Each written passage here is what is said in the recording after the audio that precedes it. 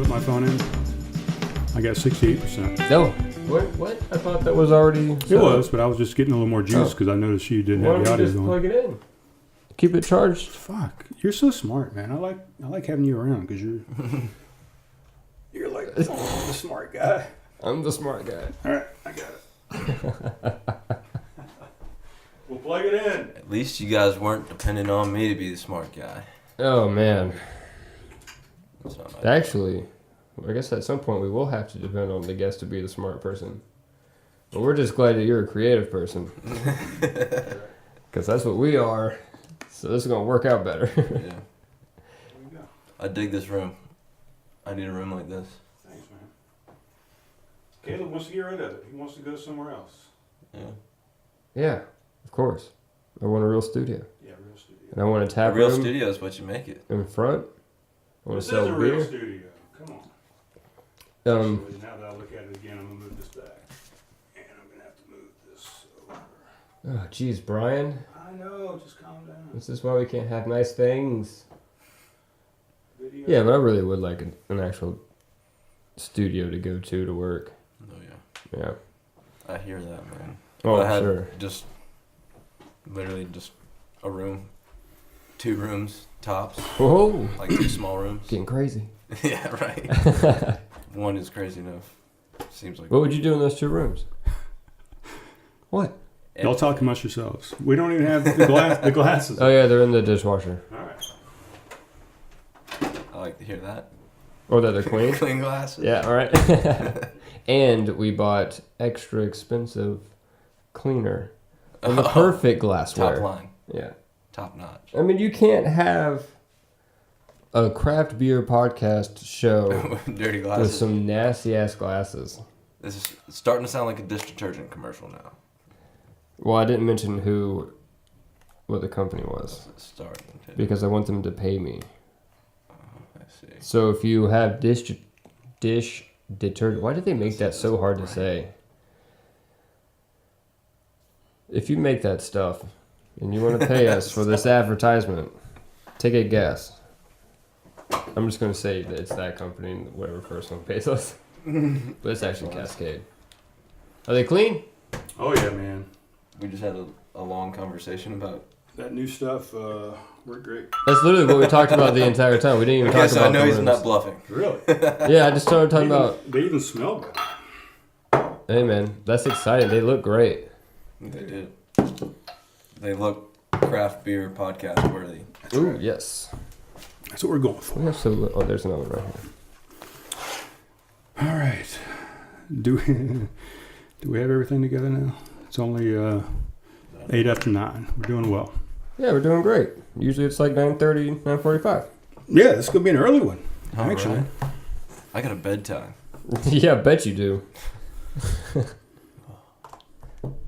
How early do you work? 7 o'clock every morning. I feel like you would have some kind of natural bedtime 7 o'clock in the morning. So Well, that's you would at think, the. but I just kind of like, whenever it happens. yeah, whenever it happens. So that's at this lumber yard you were talking about, Yes, sir. and that's where Ridgeville. Ridgeville. Ashley. So you go down like 78. Yep. Down Yeah, that go straight down 78, and then you know where Campbell Ticket Road is? Hmm. It's actually it's right across from the maximum security prison. Okay. Yeah. Hey, And how long I have get you to been watch down there? the sunrise over the prison every morning. I a good buddy of mine lives out that way. Yeah. Wait, In the prison? no. Or maybe I'm confused. I don't know. I'm terrible with directions. Yeah, it doesn't matter. How long have you been out there at the lumber yard? I've been out there about 5 months now. Okay. You like it? I mean, it's like Yeah. manual labor type stuff. You drive a It is. forklift around, Yeah, lifting I'm doing a little bit of logs. everything. Cutting trees, drive front end loader, forklift, helping customers Okay. in the wood shop. So kind of I like those type of jobs. jack of all trade, but master of none. I like kinda- you said kinda like jack, me. because all I could think about is a lumberjack, which you technically are. Technically. yeah. But that is. You He needs put to get that a on your picture with the business card. Lumberjack. hatchet. I mean, it's a tomahawk.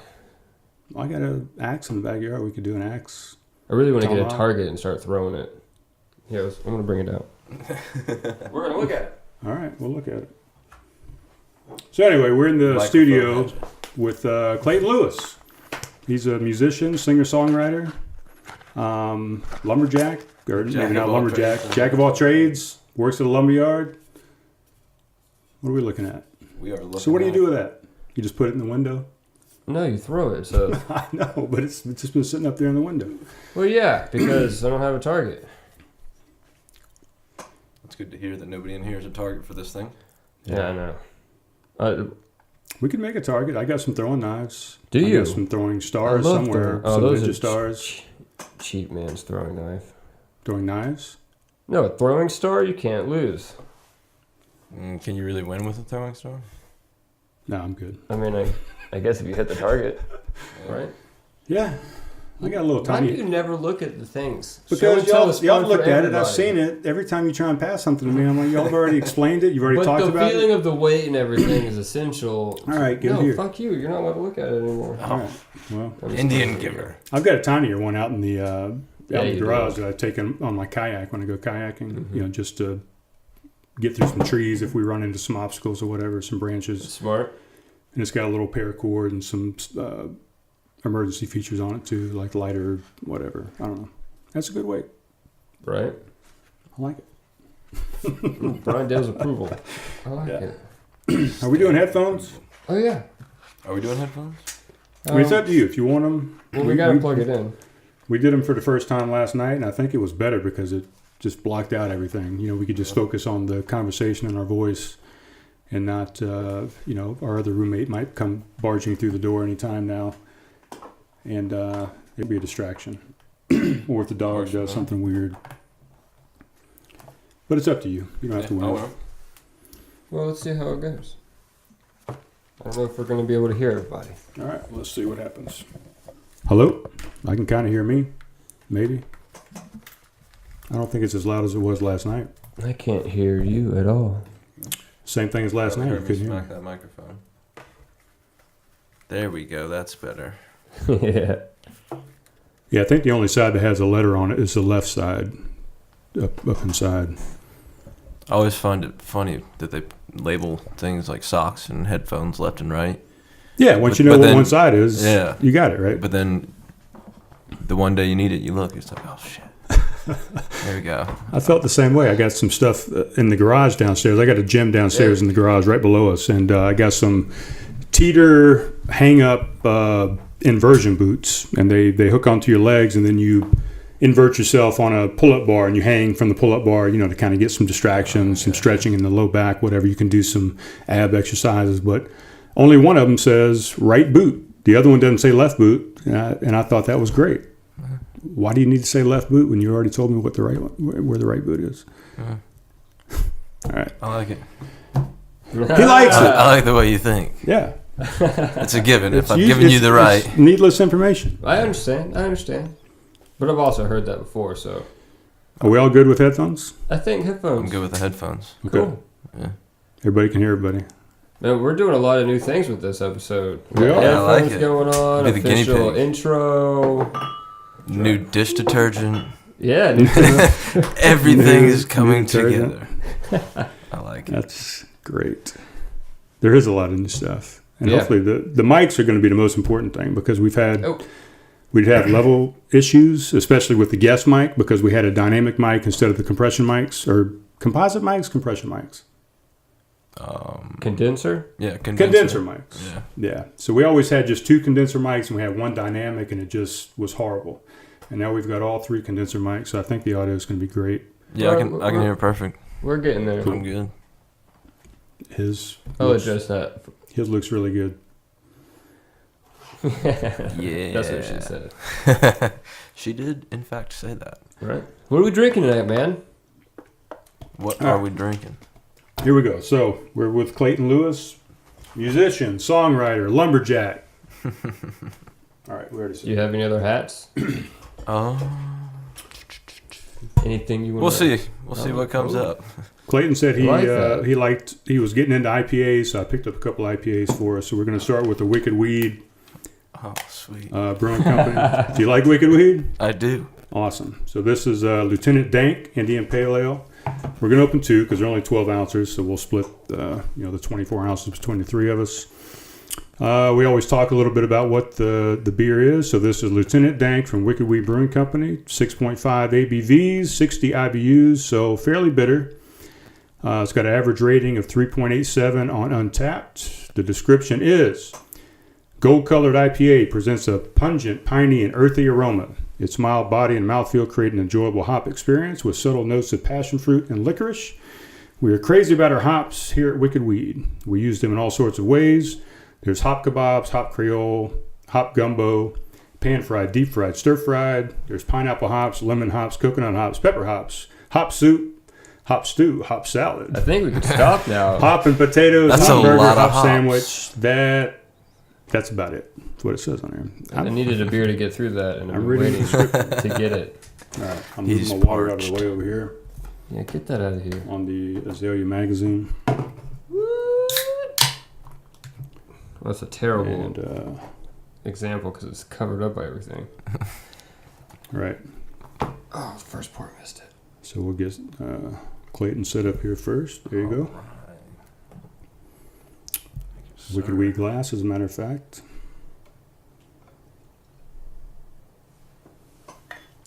First can down. Jeez, Brian, learn how to pour. Dude, you can only pour so much. I know, just The lucky thing about this is it has an 8-ounce line, so should be good there.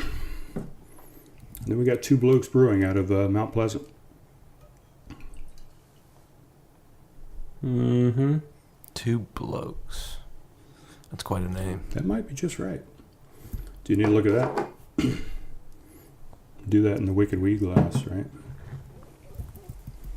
Ooh, look at that. So pretty. All right, that's enough. I got one I need. All right, so let's cheers. Let's Oh, cheers to cheers. Oh, well. Cheers, guys. new equipment, To guinea pigs. guinea pigs, new dishwashing detergent, hatchets, I don't know, all kind of stuff. All right, Cheers to you guys for having me. Thank you, random guys. things. You're welcome. Thank you for coming. Thank you for coming. Thank you for showing up early. You really screwed everything up. Don't tell everybody, then they'll expect me to show up early for everything. Solid point. You were fast. Well, actually, I think we did just tell everybody. No, Damn I it. just corrected it. It's fine. Maybe by the end they won't remember. Let's drag this thing out. All right. So what do you think? I like it. I mean, you like Wicked Weed already, right? Have you had this one before? I actually haven't. No, I have not.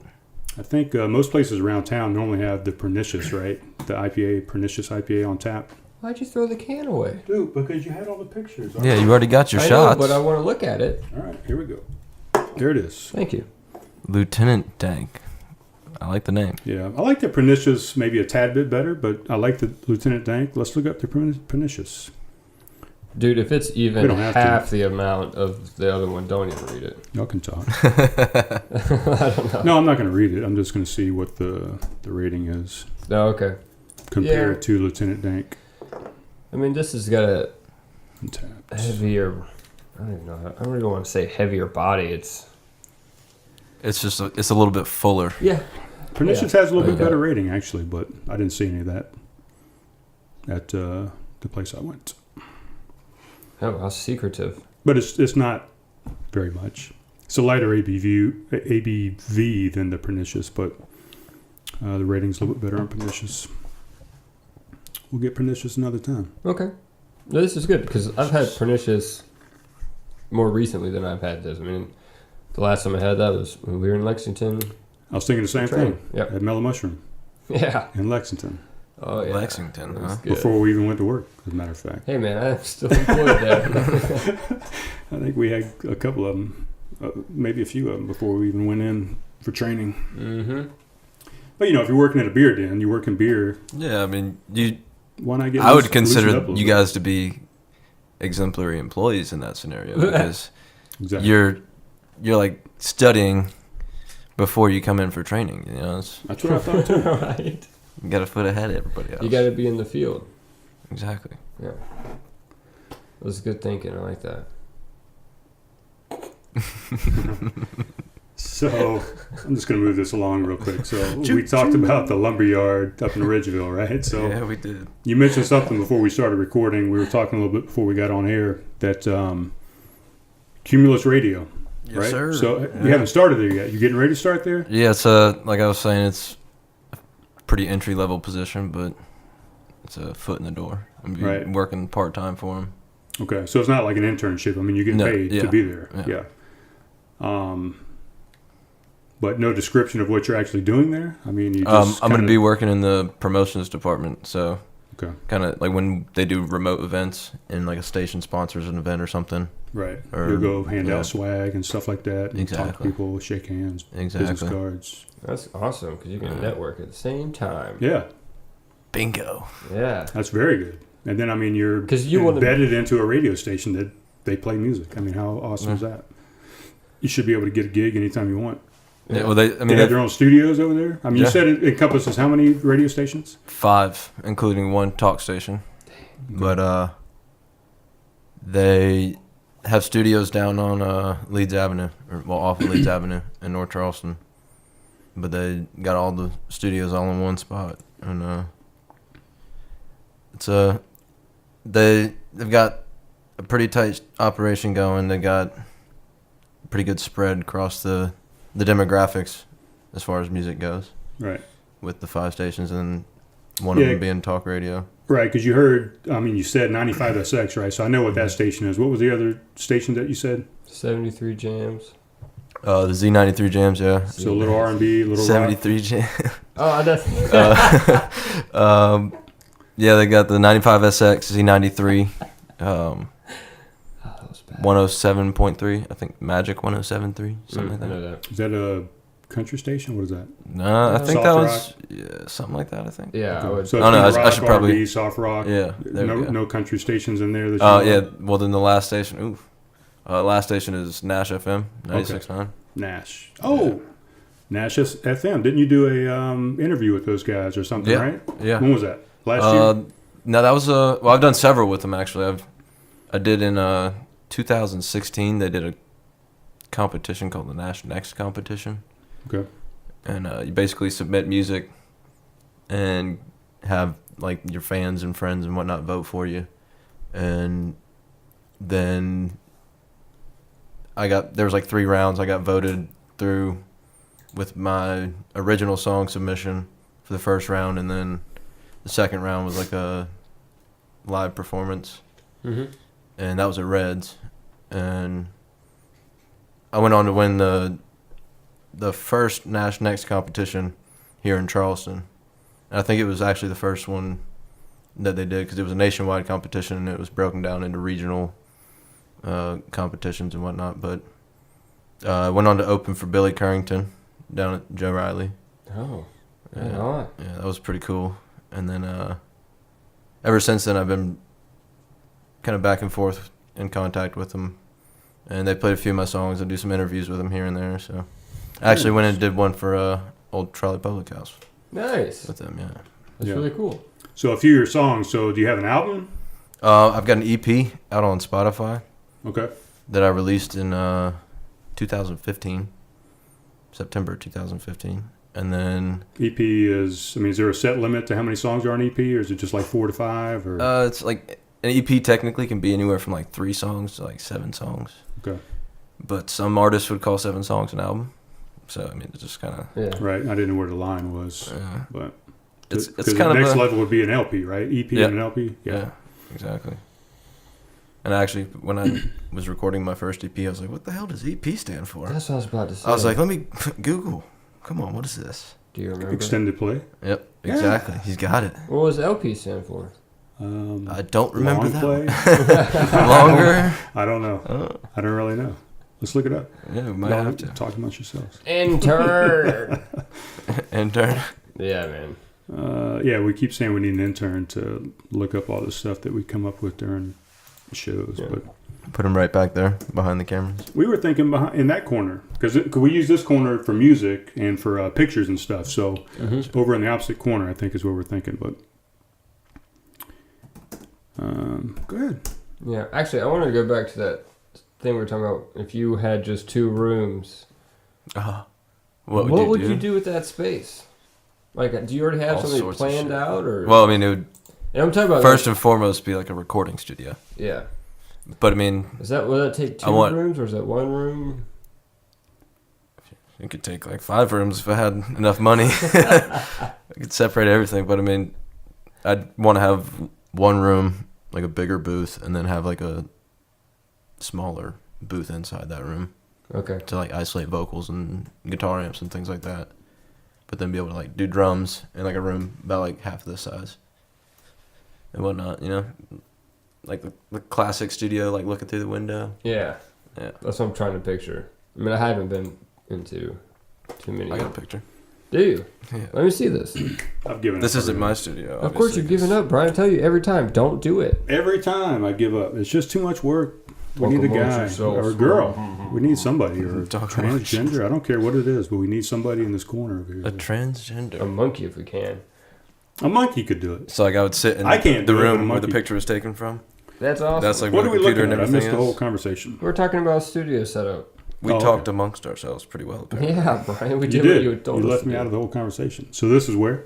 That's actually where, like, full circle back to music. Cool.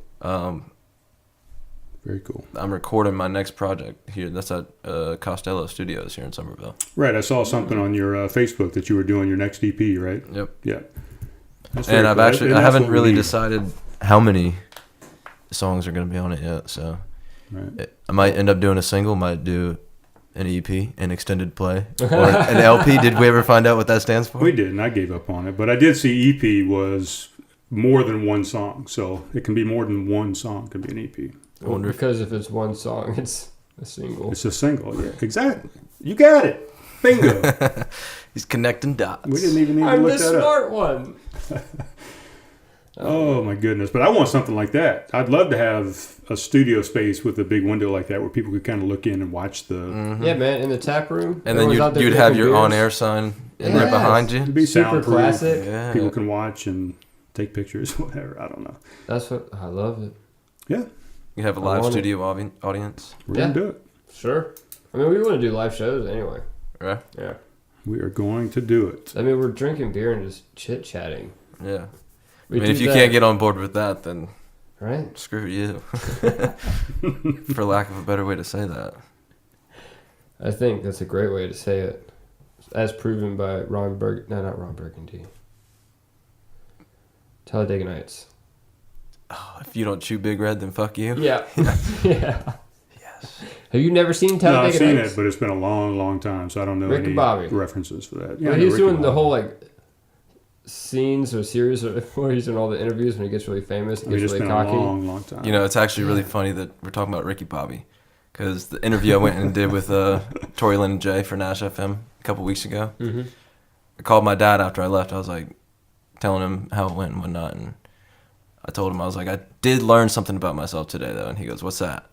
I said, when you put a microphone in front of me with no guitar in my hands, I was like, I go full-fledged Ricky Bobby. And kind of, like, I could hear him thinking about it for a second. He's like, what? I was like, I just don't know what to do with my hands. Yeah. And I was like, I start talking with my hands and shit. And he goes, what? And it clicked in his head, and he just started dying laughing. Yeah. And I have not been able to get that out of my head, and I was actually wondering about that on the way here. And then I started thinking about movie references. 2 birds, 1 stone. I like That's it. crazy that it got brought back up. Got brought back up. Yeah. 2006 was when that movie was released, so that's probably the last time I saw it. So Are you serious? Yeah, it's been 12 years. I can't remember any dialogue. You only from that saw thing. that movie once? Well, I mean, You maybe a can't couple remember. times, but I can remember all the dialogue from that movie. Really, a couple times. I that- mean, in that same year, probably. I don't know. And then 1,000 movies since then, so it's all a blur. Right. That's... I'll go back and watch it. Don't worry about I it. can't believe it was released in 2016. 6. Or 6, I meant. Yeah, 6. excuse me. Yeah. That's... 12 years ago. Yeah. It's crazy. And a lot of people It say is. I look Makes like me feel Will old. Ferrell. I can see it. I can see Will Ferrell's brother. Yeah, that's better. Will Ferrell's a brother. If he did, I think don't want to be I think Will he would Ferrell's look brother. I like want to be you. Will Ferrell. Why? But I've heard what's the drummer from Red Hot Chili Peppers? Chris. I have no clue, man. What the hell's his name? I know you would, but don't look at me in this instance because I don't know. Oh, Chris. I don't. Anyway, I've heard Will Ferrell and He's gonna try and look it up again. We have to now talk amongst ourselves because he keeps excluding Well, himself. we did pretty damn good last time. well, you know, if people get irritated with this, maybe they'll find an intern to come work for us. But I feel like we're just doing a bunch of complaining and not any actual action to solve the conversation. I mean, it's Chad still- Chad Smith. I've never heard of that. Oh, such a generic name to not You've be able never to heard of remember. Chad Smith? All right, Chad Smith. So bring up right. a picture. How are we supposed to remember that? It's so forgettable. So here's Chad Smith. So easy. all right. So here's Will Smith and Chad Wilson. together. Okay, I totally know Will who Ferrell, that guy is. Chad Smith. Yeah, I've actually. they did a drum off on Jimmy Fallon one night. Does Will Ferrell actually play drums? Oh yeah, he was amazing actually. What the fuck? But people have told me I look like both of those guys. I don't know why. Let's see. Wait. Can you hold it up next to your face and then do a smile? Well, when he was holding it up over here. Yeah, I could totally see it. Yeah. No? Oh yeah, so easy. All right. It's like a mashup of the two. I know. That was some If useless they had a information right there. baby. Let's bring it back to our guests. Sorry. Not you- Will Ferrell. So you talked about opening for somebody at the River Dogs. Was that just recently, this season? No, that was actually 2 years ago. So that was in 2016. Okay. But I did just see that you were there this year, right? For the opening day? I was. You threw a pitch out? Yes, I did. I made it across the plate. You made it across the plate. It was a little high. Yeah, a little high left cheese, but whatever. But it was better than the first person. The first person threw it like I got it. to the there. right somewhere in the dirt. Yeah, and you got it at least across the plate, a little high, kind of brought it down. I think I saw in the video. And then there's what, 3 or 4 of you that threw a pitch out? There's 3 of us. 3 of you. Yeah. Unless I said 3 or 4. 3. So Do you you got it watch right it? the first time. I mean, I Do you watched do it any when you showed research me. at all for the No. show? He's looking like, that's your job, Brian. Jesus Christ. Yeah, I just show up and have Well, a you do all the hard conversation. work. You do the work here on the editing. That's the hard work. Yeah, this is The the tedious easy part. work. This is me just relaxing and talking. Easy to part is people. just talking. Yeah. But I did actually watch the video, so screw you. Well, how did you get hooked up with that? Like I was talking about, just kind of chit-chatting back and forth with the people at Nash FM every now and then. Right. So through the radio guys, yeah. they hooked you up with the Yeah, opportunity. they asked me to come do it. I did it once for them last year, too. Nice. And last year, the first pitch was from I think, probably 10, 15 feet ahead of the pitcher's Half the mound. distance or something. Yeah, Or maybe even because less than there were half other the people, same situation. There were 2 other people throwing out another pitch, distance. Yeah. and they were both girls, I think, if I remember correctly. But anyway, I was worried about making it from the mound all the way there the whole time, and I was like, oh shit, 15 feet shorter, I got this. And this Right. time they're walking us to the mound. I was like, oh, damn it. Well, see what happens. Yeah. I don't think I could do it.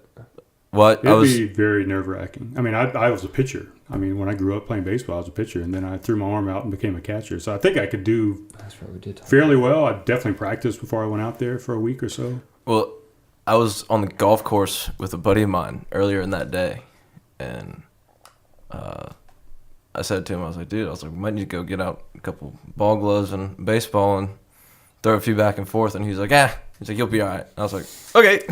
He said, Say no more. You're so hard. He just wanted to see you fail. Probably. Yeah. Did you play ball growing up at all? Baseball? Yeah, I did actually. Yeah. Yeah. Where'd you go to school? I went to Newington Elementary, Okay. and I went to Rawlings Middle, Nice. and then Somerville High. All right. Very cool. Yes, sir. Yeah, my parents living in Newington Plantation, right down the road from the school. Yeah. Well, I lived there since 1986, I guess, but until I joined the Air Force. It's a good school, I think. I went to Flower Town for 2 years. Yeah. Same, yeah, right next door. Across the street rivals. Yeah, I know, right? But I did end up at Somerville, so we got there eventually. So you graduated any college at all? Negative. Oh, smart man. Smart man. He's over here playing an invisible saxophone. Yeah. Yeah. For what reason? Just because it sounds No reason great. at all.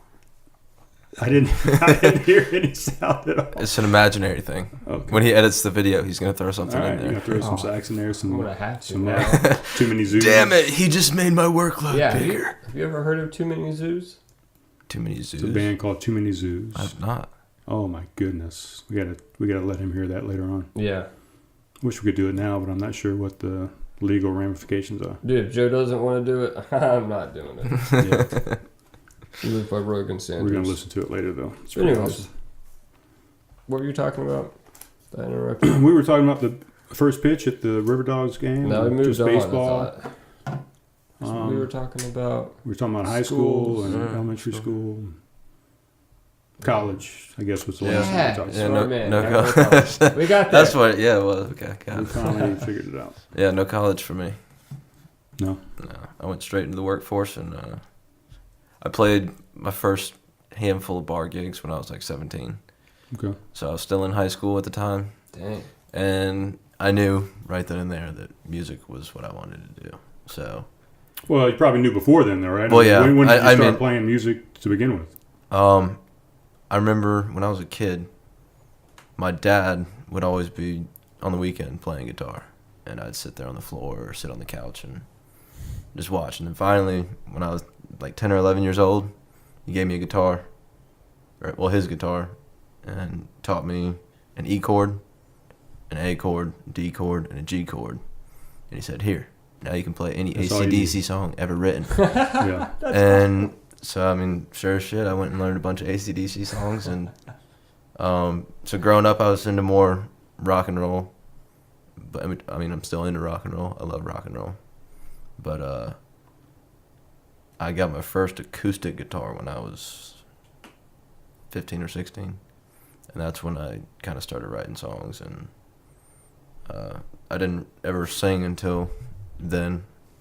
Gotcha. I kind of, one day I was just like, I wonder if I can do that. And I was like, oh, I guess so. Cool.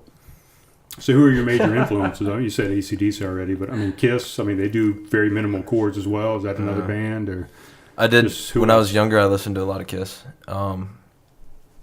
Biggest influences, this list could get pretty long. Right. Well, I mean, go as listened long to- as you want, but I mean, I you know, listened major to- influences. A lot of Aerosmith. Steven Tyler is one of my favorite songwriters. He's just Awesome. the lyrics that dude comes up with sometimes. Yeah. I mean, it could be a lyric I've heard 100 times, and sometimes it's just like, fuck, man, that is brilliant. Yeah. So that was kind of one of my biggest Pull that mic influences. in just a little bit, if you Sorry would. about Just a that. tad bit. You're good. You're good. So yeah, So Aerosmith, who a else? lot of Aerosmith, Van Halen. Nice. Oh yeah, Love Van Halen. yeah, one of my favorites all time. David Lee Roth, Van Halen. David, not Van Hagar. Yeah. David Lee Roth. There's some good stuff Well, I mean, there, yeah. too. Just different, but Yeah, yeah. I'm a huge Sammy Hagar fan. yeah. Sure. Yeah. I mean, way before Van Halen, or Van Hagar, I guess you should say. Big. But I've seen him 2 or 3 times with different bands. Chickenfoot, The Circle. He's got this new Chickenfoot's band right pretty now called The badass. Circle. Yeah. Saw him up in Canada last year. Anyway, Yeah, I have no idea what you're talking Van about. Halen, AC/DC, I'd love to see Aerosmith, Van those Halen. big names. They are, yeah, Yeah. totally. Who else? Well, I started getting into country music I've always listened to country music, like in the car and whatnot, when I was a kid, and then, in like middle school, high school, started listening to a lot more country, and so a lot of the stuff I was writing then was pretty country sounding. But since then, I've gotten into blues a lot. Ooh. Really kind of found my roots back in rock and roll. That's what I kind of found when I was, perusing through your Facebook and stuff. That slide guitar and it sounded real bluesy and stuff like that. So, Yeah. I love it. Yeah. So when you go out and perform, you do mainly covers, or you do half and half, or It depends on like the time slot, the venue, well, that's true too. and whatnot. But I do play, like if I'm playing a 2-3 hour set, I do play a lot of covers. Yeah. But I'll usually do a full set of just original tunes. That's And awesome. kind of go, sometimes, most of the time, I'll go kind of like in order of occurrence when I wrote those songs. And a lot of storytelling in between, kind of connecting dots between songs and whatnot. That's Okay, cool. very cool. As points in time in my life. So it's one day, hopefully, going to be like a more intimate set when I can, be on stage and have like all eyes on it. do that acoustic set again. Yeah, maybe we can hook that up. I don't know. I feel like the radio will probably do that faster. We'll see. I don't know. We'll see. I mean, we were just talking last night about a fundraiser we want to try and set up, and we've got some names in mind of people that we want to perform and do some stuff. So yeah, we'll see. And I mean, you brought an acoustic guitar tonight, right? So yes, I did. You're doing some acoustic stuff tonight. So this is an opportunity, hopefully, for quite a few people to hear it. All eyes are on you tonight. Right. All eyes. It could be the whole world eventually. We'll go back and listen to this. Yeah. When he's the president. President. I don't know about all that. Yeah. Oh, man. I don't think I'd want that job. I don't blame you either, man. Me either. That's too much responsibility. Too much pressure. The whole world watching. No. So I'd be willing to do that on a stage with an instrument, but not as a president. Totally, because your decisions don't affect other people's life. Whatever. Hopefully my decisions aren't affecting anybody. Oh, that's a terrible verb. It is. What? So the album that you're playing with, or single, or anything, is that following the same bluesy feel, or? Yeah, it's a little bit more rock and roll. Nice. But the guitar parts in it are going to be pretty bluesy. But overall, it's going to... Did the switching to acoustic have any effect on... Like, was it you enjoying more country or less rock and roll or whatever that led you to getting your first acoustic? Or was it more like getting into acoustic kind of led you towards country more? Cause it was kind of... That's a good question. That's a really good question. I've actually thought about that. Yeah? Before, yeah. Oh, cool. Let's hear it. Good job. So, yeah, picking his brain. So, like I said, when I got my first acoustic guitar, I was listening to a lot of country music at the time. But still, like a lot of the rock and roll, I listened to a lot, like, shit all over the board. So a lot of the stuff that I had already been listening to for years was acoustic. Or, like, my favorite fucking love songs. Like, one of my favorite songs when I was a kid was I Remember You by Skid Row. Very good song. Yeah. So I had a 12-string when I was younger. Nice. Don't know where it's at. Don't ask me. But What do you mean you don't know where it's at? I don't know where it's at. I don't know what happened to it. I mean, did y'all move a couple times and it just got lost in the moves, or you just No. misplaced it? I mean, how do you lose a 12-string guitar? Well, I think I sold it at some point. Oh, okay. Or maybe lost it. I don't know. Or it might have been somebody else's and borrowed it or something like that. That's a lot of strings, right? I don't even know It's what 12. that means. I mean, I know it's 12 strings, but is it like a double neck, or can you fit 12 strings on a single So neck? the neck will be a little bit fatter, and then The they strings just have kind of together, yeah, right? Yeah, exactly. Okay. Yeah, I've seen that before. Yeah. All right. They're interesting, and you can do a lot of different tunings with more strings, but Right. I never really got into it a whole lot. Obviously, you lost it. You don't know where it is. Well, I can't remember if it was somebody's that we borrowed or like someone loaned it to us or what, but Yeah. Understandable. yeah, it was years ago. Ever play with a band at all, or is it just always you? I have, yeah. I had a pretty sweet trio going for a while, but things happen. Uh-oh. Yeah. Shit happens. Shit Yeah. happens. Which I mean, I'm still cool with both the guys, and the drummer, his name is DeMario Kitt, real great dude. He's actually going to be doing the drum track on this first song that I'm Nice. recording over at Costello. That's cool. Yeah, we're going to be doing that next week, and he's a hell of a drummer, man. He's phenomenal. Right. So, did you ask this question already? So, this next EP, I know you said the style of music, but is it going to be kind of acoustic? It's going to be plugged in. I guess you got a drum guy coming in. And Probably with all that pretty- said, do you record each section separately, or do you record together in the studio? Well, so we do what's referred to as like a scratch track, like a reference track. Mm-hmm. And I always do my scratch tracks acoustic, and just to kind of get the timing of the song right and whatnot, and then the structure of it overall. And then you either go in and start with the bass line or start with the drum line or start with one of the guitar tracks. And then you build on it from there, track by track. And then, Okay. I mean, by the end of it, even though there's drums, bass, maybe 2 guitar tracks, 2 or 3 guitar tracks, and a vocal track, and then say there's another vocal track for harmonies, it's like a list like this long. Yeah. There's like so many just like little tiny pieces everywhere. I'm just like, whoa. All right. That sounds like a lot of work. That's what I Editing do. wise. Yeah. That's cool though.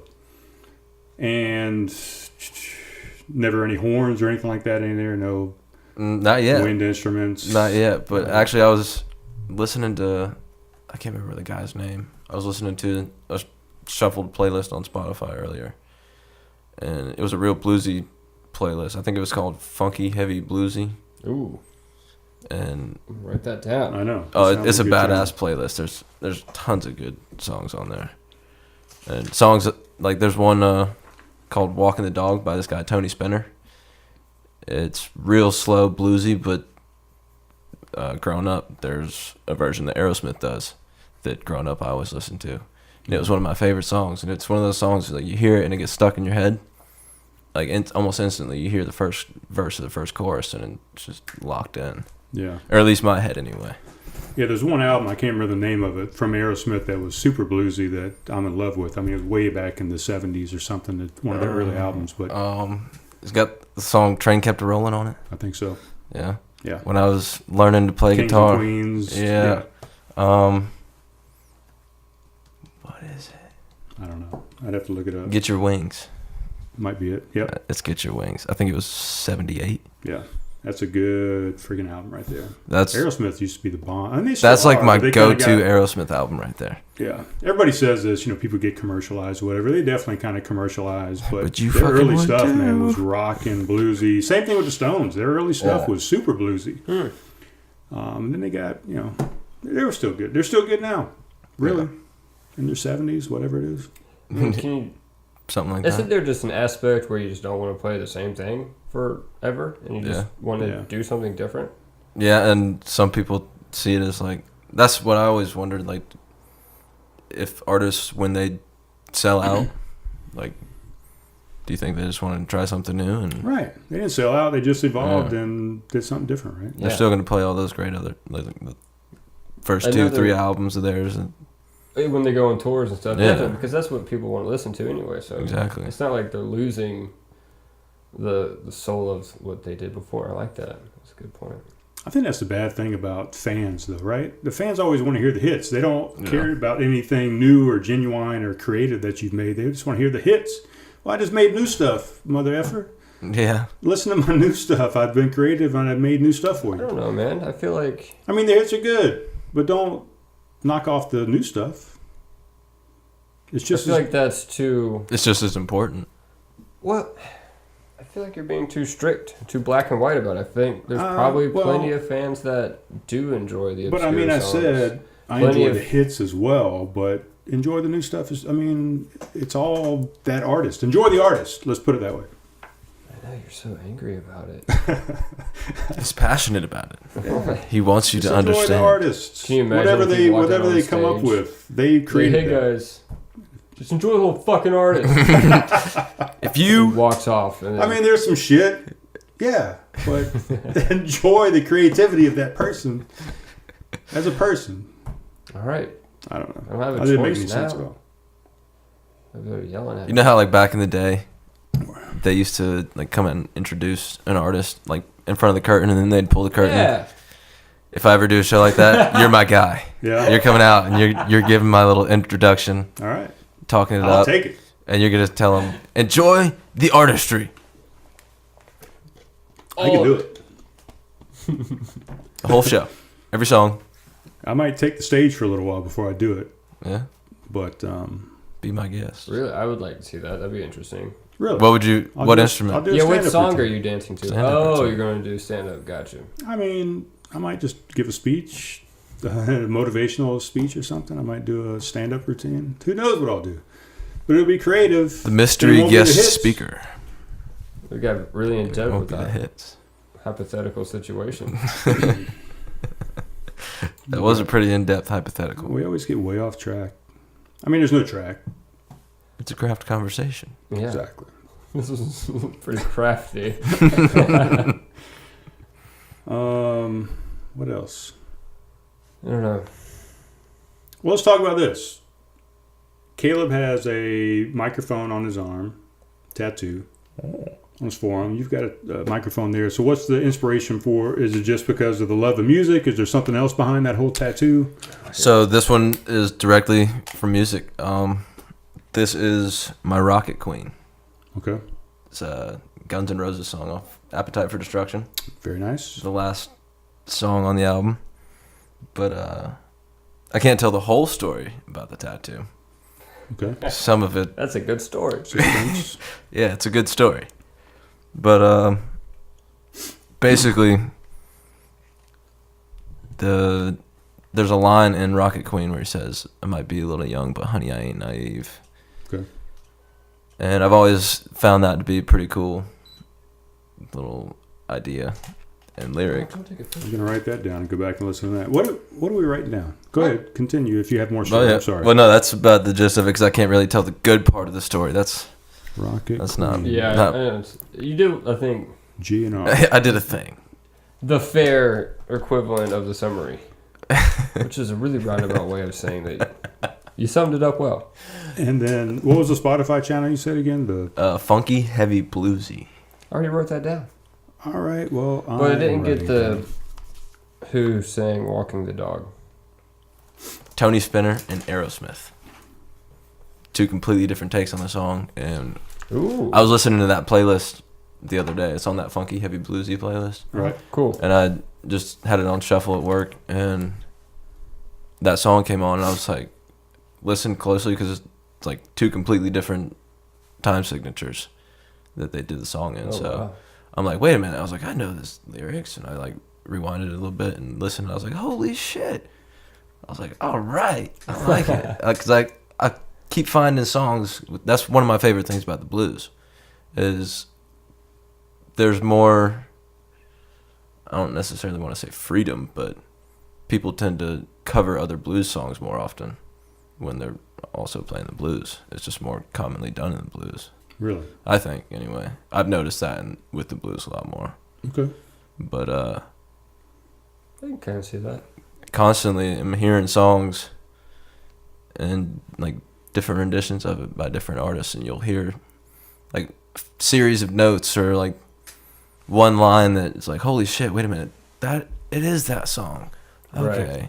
And those kind of aha moments are like one of my favorite things when it Do you comes to listening think to they're music. doing that as a sign of like, I'm a fan or respect, I like what you did there, and I just want to, I think so. that's cool. I Like that. kind of honoring the previous Yeah, artist's style a little bit in their rendition of it. that's cool.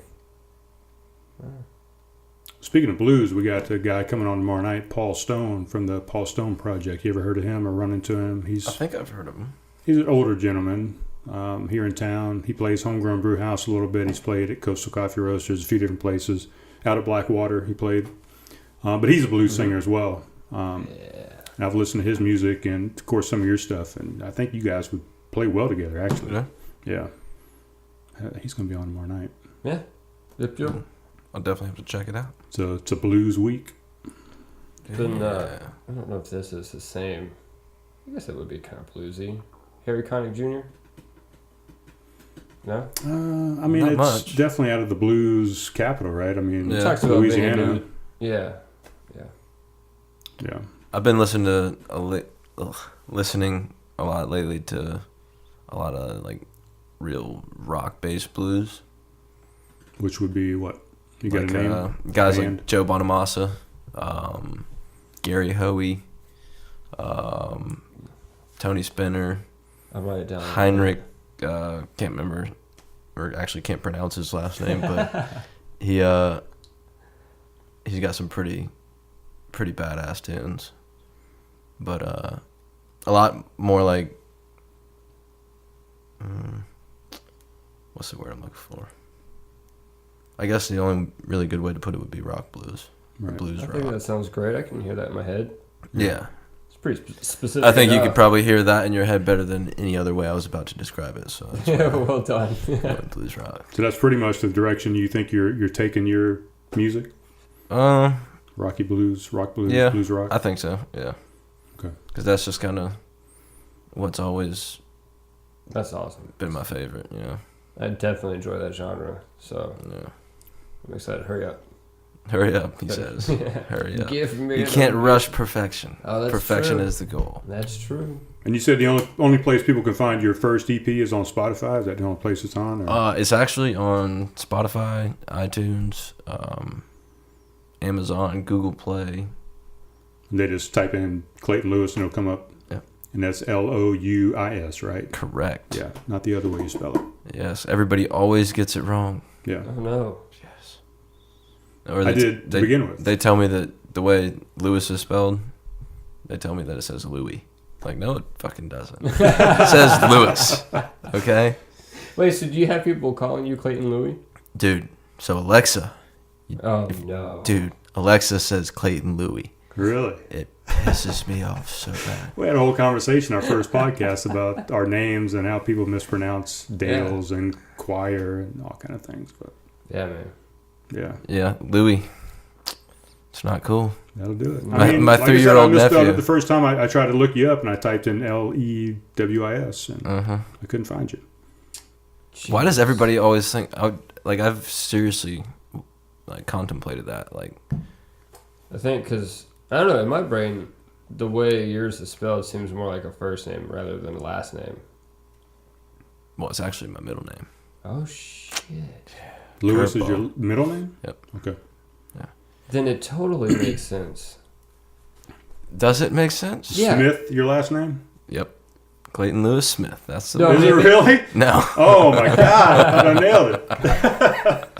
No, I mean, it makes sense that it's spelled that way. It's his middle name. That works. I mean, that's a weird last name, but I mean, I have a weird last name, and I've met plenty of people that have two first names. 2 first names. Yeah, I have a friend that actually says he has three first names. Does he have 3 first names? Philip Daniel Scott. He, in fact, has 3 first names. Yeah. Which, technically, all 3 of those first names could almost be last names, too. Scott is a last name. Yep. Daniel, or Daniels, is a last name. Oh, And wow. Phillips, That's true. He's got to make it plural. We just flipped the script on it. he's got 3 first names and 3 last names. He's got 6 names. It's too many. It's a lot. That is a lot. Like, what? Could you imagine having 6 names? No, I don't want to.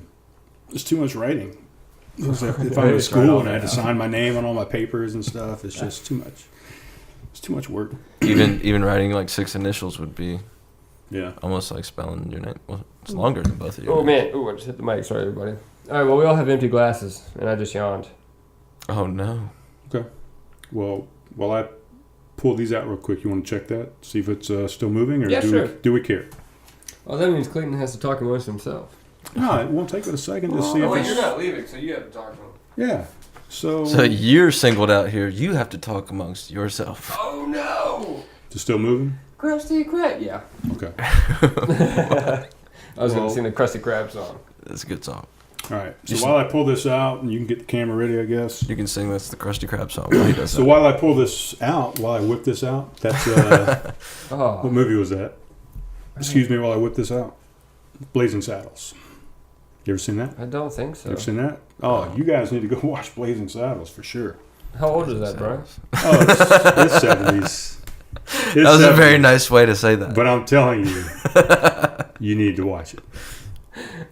Okay. Hey, I don't mind old movies. We're gonna I write. don't either, honestly. I love old movies. We're gonna write that down because we talked about it. Blazing Okay. Saddles. We kind of make some show notes, stuff that we talked about. But Why do you have to explain this? I like people to know what I'm doing. They see me writing shit down. They want to say, "Well, what's Brian doing over there?" I don't know. Maybe not. Maybe nobody cares. Nobody's even listening. Whoa. Hey, we're both listening. I know. That's and there are people that... Yes, I have not tried this one yet. Really? What do And we I got? like that you take notes, Brian. I don't know why you have to explain it. Space Dust. Right? Doesn't All that right. sound fun? Lieutenant Dank and Space Dust. Trying right. They Good kind of ones. went to the moon together. Or Lieutenant Dank went to the moon and saw space dust. That was stupid. All right. We got I liked 3 new glasses. This is Space Dust IPA from Elysian Brewing Company.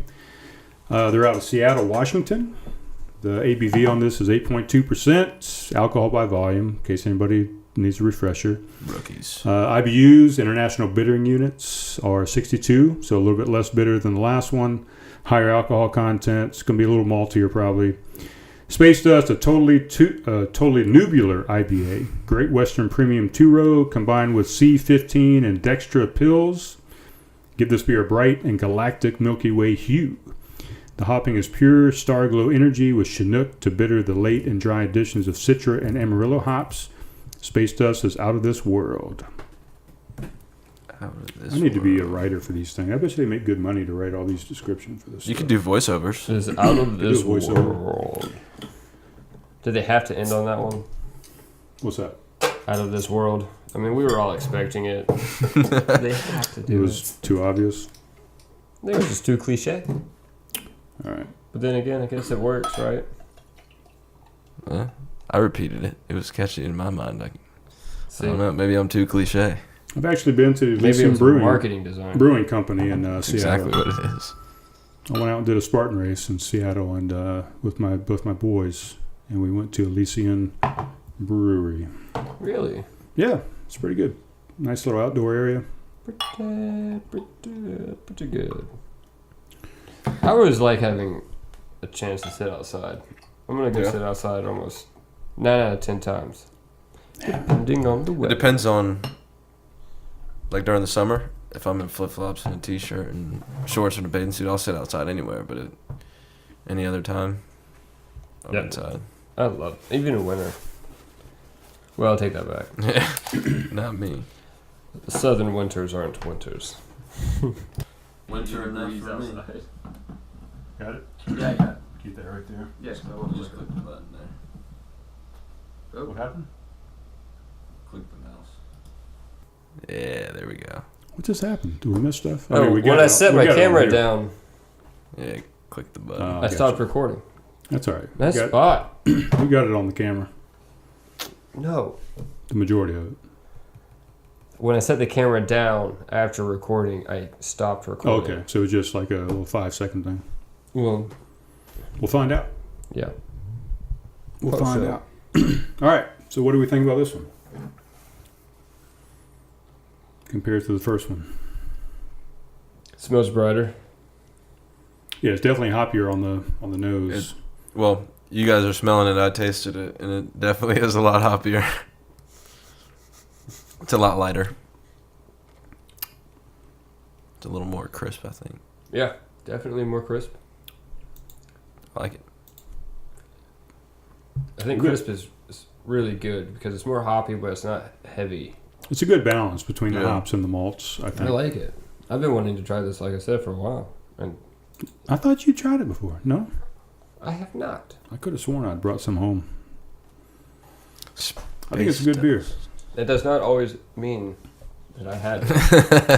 That's true. That's a very good point. So what's this other tattoo you got going on over here? Honestly, This one is a work in progress. so much. The work in progress. So It is. you've never been in the Navy. You're not a pirate. No, but I've always wanted to be a pirate. I've always thought it would be fucking awesome to be a pirate. Okay. So is that the influence for it, or you just It saw it and is. liked it, or There Yeah. it is. Let's put it. I mean, I it kinda didn't, I didn't looks like draw them something- up, but kind of. kind of looks like something my grandfather would have had back in World War II or That's- whatever from the Navy. It looks like an That's- old style tattoo. That's exactly the point. Cool. Traditional. Well, you what I pulled was it going off for for. sure. Well, thank you. Yeah, I like I the still got to get it shaded and whatnot, but it goes all the way around back. Oh, dude, that's fantastic. Yeah, I mean the girl right there looks like something that I think my grandfather actually had on his forearm. As a Yeah. matter of fact, Sweet. very similar to it. Yeah, that's a great. That's what I'm going I for. love it, and Thank my eyes been drawn back every time. Yeah. The way the light shines through the clouds and stuff, and No, I've been wanting to ask about it since Yeah. we started, but I didn't want to go from tattoo. I wanted to kind of bring it up later, Yeah. but I wanted to just have a whole. where did you segment go on for tattoo. that, or who did you go see? This one, well, this was, honestly, the guy that did the So this ship. is not one sitting. You did this separate. Yeah, this is 2 sittings. Gotcha. 2 different artists too. Oh shit! On this one? Yeah.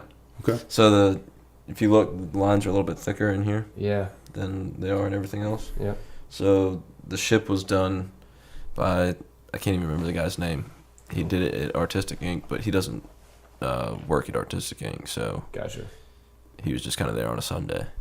Okay. And it was my birthday, so I went in and got myself a tattoo. But Wait a minute. So the guy did not work at Artistic Ink. Is that what you just said? he is a tattoo artist at I can't remember the name of the shop that he worked at in Goose Creek, but he Blue was Monkey? Blue Gorilla? Blue Gorilla. There's Blue plenty. there. It Blue was Gorillas, I don't think it's in Goose Creek. Really? I think it's in Really? downtown Charleston. I thought it was in Goose Creek. Okay. Or maybe. Doesn't Beats matter. me. Yeah. So he just was hanging out and said, I'll tattoo you, and he didn't even Well, work there. he was there. I guess he was working there like on the weekend some. And excuse me. Like a he- guest artist. Yeah. Something Okay. like that. And they said that he was pretty good at ships, and so he hit me up. But It's good lines. I like it. yeah, thank you. How long did it And take then- you to get the rest of it? That all took about 3 hours. That's And not that bad. was I mean, we took a couple smoke breaks and How long in between sessions? I think it was about, I want to say a month Dang. on this one. That was a different art. You go back to Artistic Ink? You just had a different artist? No, I actually went to Motor City Ink. Nice. Yeah, that's where I got my first tattoo. And so I was like, I'm going to go back. And I knew the guy Which- that did Are Which they was still, this one over here? Oh, this that was was my in there. first Okay. tattoo. Are they still open? Motor City? Yeah. Yeah. Word. Yeah. This was Yeah, making a nice hat. Don at Motor City. Did everything but the ship here. Nice. Nice Yeah. lines. Very. Yeah. Don's pretty dang good. Yeah. He's been doing tattoos since the mid-'80s. Yeah. It's a good experience. Yeah. Yeah. Yeah. Blue Gorilla is on King Street. You're right. It's downtown. I thought it was in Goose Creek or Hanahan for some reason, but Well, They might have one over there. I think they do have multiple. do they? yeah. I don't know. There was a neon something out there at one point. Neon Tiger? No. Ivory Tiger. That's like right across from, not right Motor across, but City. like, yeah, right. Yeah. I had a buddy of mine get a tattoo there. I just go to Mystic Tiki. Yeah. That's where I went to get this one. That's the only one I've got in Somerville, but yeah, I went to locations and it didn't pull anything up. Of course not. So, you wanting to be a pirate. Yeah. How did that happen? I've just always thought it'd be, Yeah, but what Awesome influenced to be you a to want to be pirate. a pirate? Like, did you see, was it Peter Pan? well, could have been Peter Pan because I watched Peter Pan when I was a kid, obviously. But, I mean, you probably watched Jack Sparrow too, right? Yeah. I mean, yeah. yeah, Pirates of the Caribbean. Yeah, but that's But, so newer. I feel like that's Well, I since was, you were younger. I've right? always been into history. And I remember when I was younger, just being so fascinated, like when we'd go on field trips downtown Charleston and like go see the dungeons and everything down by the battery and whatnot and the cannons and Right. kind of like picturing it in my mind. And just always thought it'd be pretty cool to be a pirate and then That's cool. go I like sail that. the seas and play a guitar and drink rum or Tennessee Hell whiskey, yeah. whatever. That's the best part of being a pirate, drinking rum. Drinking rum. Uh, Wonder why rum is their drink of choice. I don't know. it's native to the Caribbean, isn't it? I guess that's probably a good And that point. was like They're a. kind of Yeah. in that That was That is a pretty- good point. area. That seems. See, I've thought about this, guys. Yeah, I've done my pirate research. Actually, I wrote a song called "A Pirate's Life." And, Nice. it was Is there any chance we can hear that tonight? sure. Yeah, we can hear that. Awesome. Yeah, so that's a good point. So we want to hear some songs tonight. Yeah. What do you feel like playing? I mean, you got 2 or 3 Well, of them in you, or Pirate- 2? Yeah, I got a few. All right. We won't go there yet, right? I don't know. Let's leave it up to the guest. But we normally do like kind of one at the table here, and then we call it the carpet wall sessions, where we do one with the carpet wall in the back and Carpet kind of the wall lighting. sessions, We'll I set like up a it. chair and one of the mics over there, but Mm-hmm. Cool. at least 2, one there, one over there, if you don't mind. Yeah, of course not. I mean, I'd that's love why to. we're here, right? To showcase some music. Yeah. Well, We want to. one of the reasons. spread You don't your like name promoting as much as stuff, we're trying. but No, I'm just saying it's not all about promotions. no. You got to pick and choose your battles. Yeah. Yeah. Choose who and what you want to promote. Yes. Instead of insert dish detergent name here. Yeah. We have to choose Cascade. Maybe we should link Cascade in the show notes just to see if they're interested. I don't know. We're gonna put Cascade down. I mean, we plugged them pretty damn hard. Yeah. So we're gonna put Gave it them a down. solid review. We'll see what happens. I mean, these glasses are the best they've been since we started. This is the 6th episode, and they're crystal clear. But we also put a rinse aid in there, but I think it was also Cascade. So Cascade Wait, did you times double 2. wash them? did you put the rinse aid in? No. Oh, I just well, never put mind. the packet. You just put the little pad thing. Yeah, there's a rinse aid in there that you spray into this little container, and it just helps during the drying stage. It helps to crystal clear those things. I didn't know what that was, so I didn't know how to use it. Like a jet dry? It's a lot better. Yeah, like a jet dry type thing. Whatever happened to Don't Jet promote other brands. Oh, This is so- Cascade. Well, I we're did just talking say about. whatever happened to jet dry. They're still out there. Are they? I didn't know that was another company, so Yeah. What? could be You don't owned remember by those Cascade. commercials? no. Like little, whatever they are, like gel packs or something, like jumping around in the dishwasher, Yeah. like animated, like they got faces and everything. I just How did you I don't miss think that? I distinguish different dish detergent commercials. It was just dish detergent commercials. Now I feel weird. Yeah, you're like, I know all of them by name. Tide Pods is my favorite. Wait, that's laundry. That's laundry. That's laundry. I should have stopped while I was ahead. Man. But Well, hey, let's write you down went Tide Pods. Well, it might not. I'm just kidding. We're not writing that. We're all about hygiene on this show. Yeah. I mean, we As long talk as about a you're lot not of eating stuff. People need to start recognizing that we, Cover a lot of ground here. yeah, we I like mention a lot of people on this That is a thing. way to say it. Yeah, right. Just feel like, you ever done any music festivals? I was getting ready to ask that same question. No, but I'd love to. Really? We did Nash Bash. I got written down here. Well, that Nash was- Bash 2016. What is that? That wasn't really a music festival. That was more of a concert. Was that the competition thing you were talking about? Well, that was like the incentive for winning the local Okay. leg of the competition, I guess you can call it. All right. But they did a Nash Bash in like I'm going to scratch that off. each Nash Bash city is that they have a bust. Nash station in. Gotcha. And I'm not sure if they had the same artist at each one or what, but they did. I think it was Billy Currington and one other person and me. Yeah. I mean, that's a festival. That's 3 people. How many does it Is take it a to make festival? a festival? That just sounds like a concert or like a show. A festival, I think, is... Well, when you say festival, I see like food trucks and vendors and Yeah, Well, let's bring up a couple of Sundresses. So, Flower Town Festival. You played there, right? Was that that's a festival? that's a I mean, festival. it's Flower Town Well, Festival. so It's not a music festival. Well, yeah, okay, though. that's what I was about to say. It's not a So was music it just festival. you on stage, or did they have multiple Yeah. people come up and play on that same stage, or what? Well, it was just me, and then did a couple duets with a girl named Faith Schuler. She's a local girl. Yeah.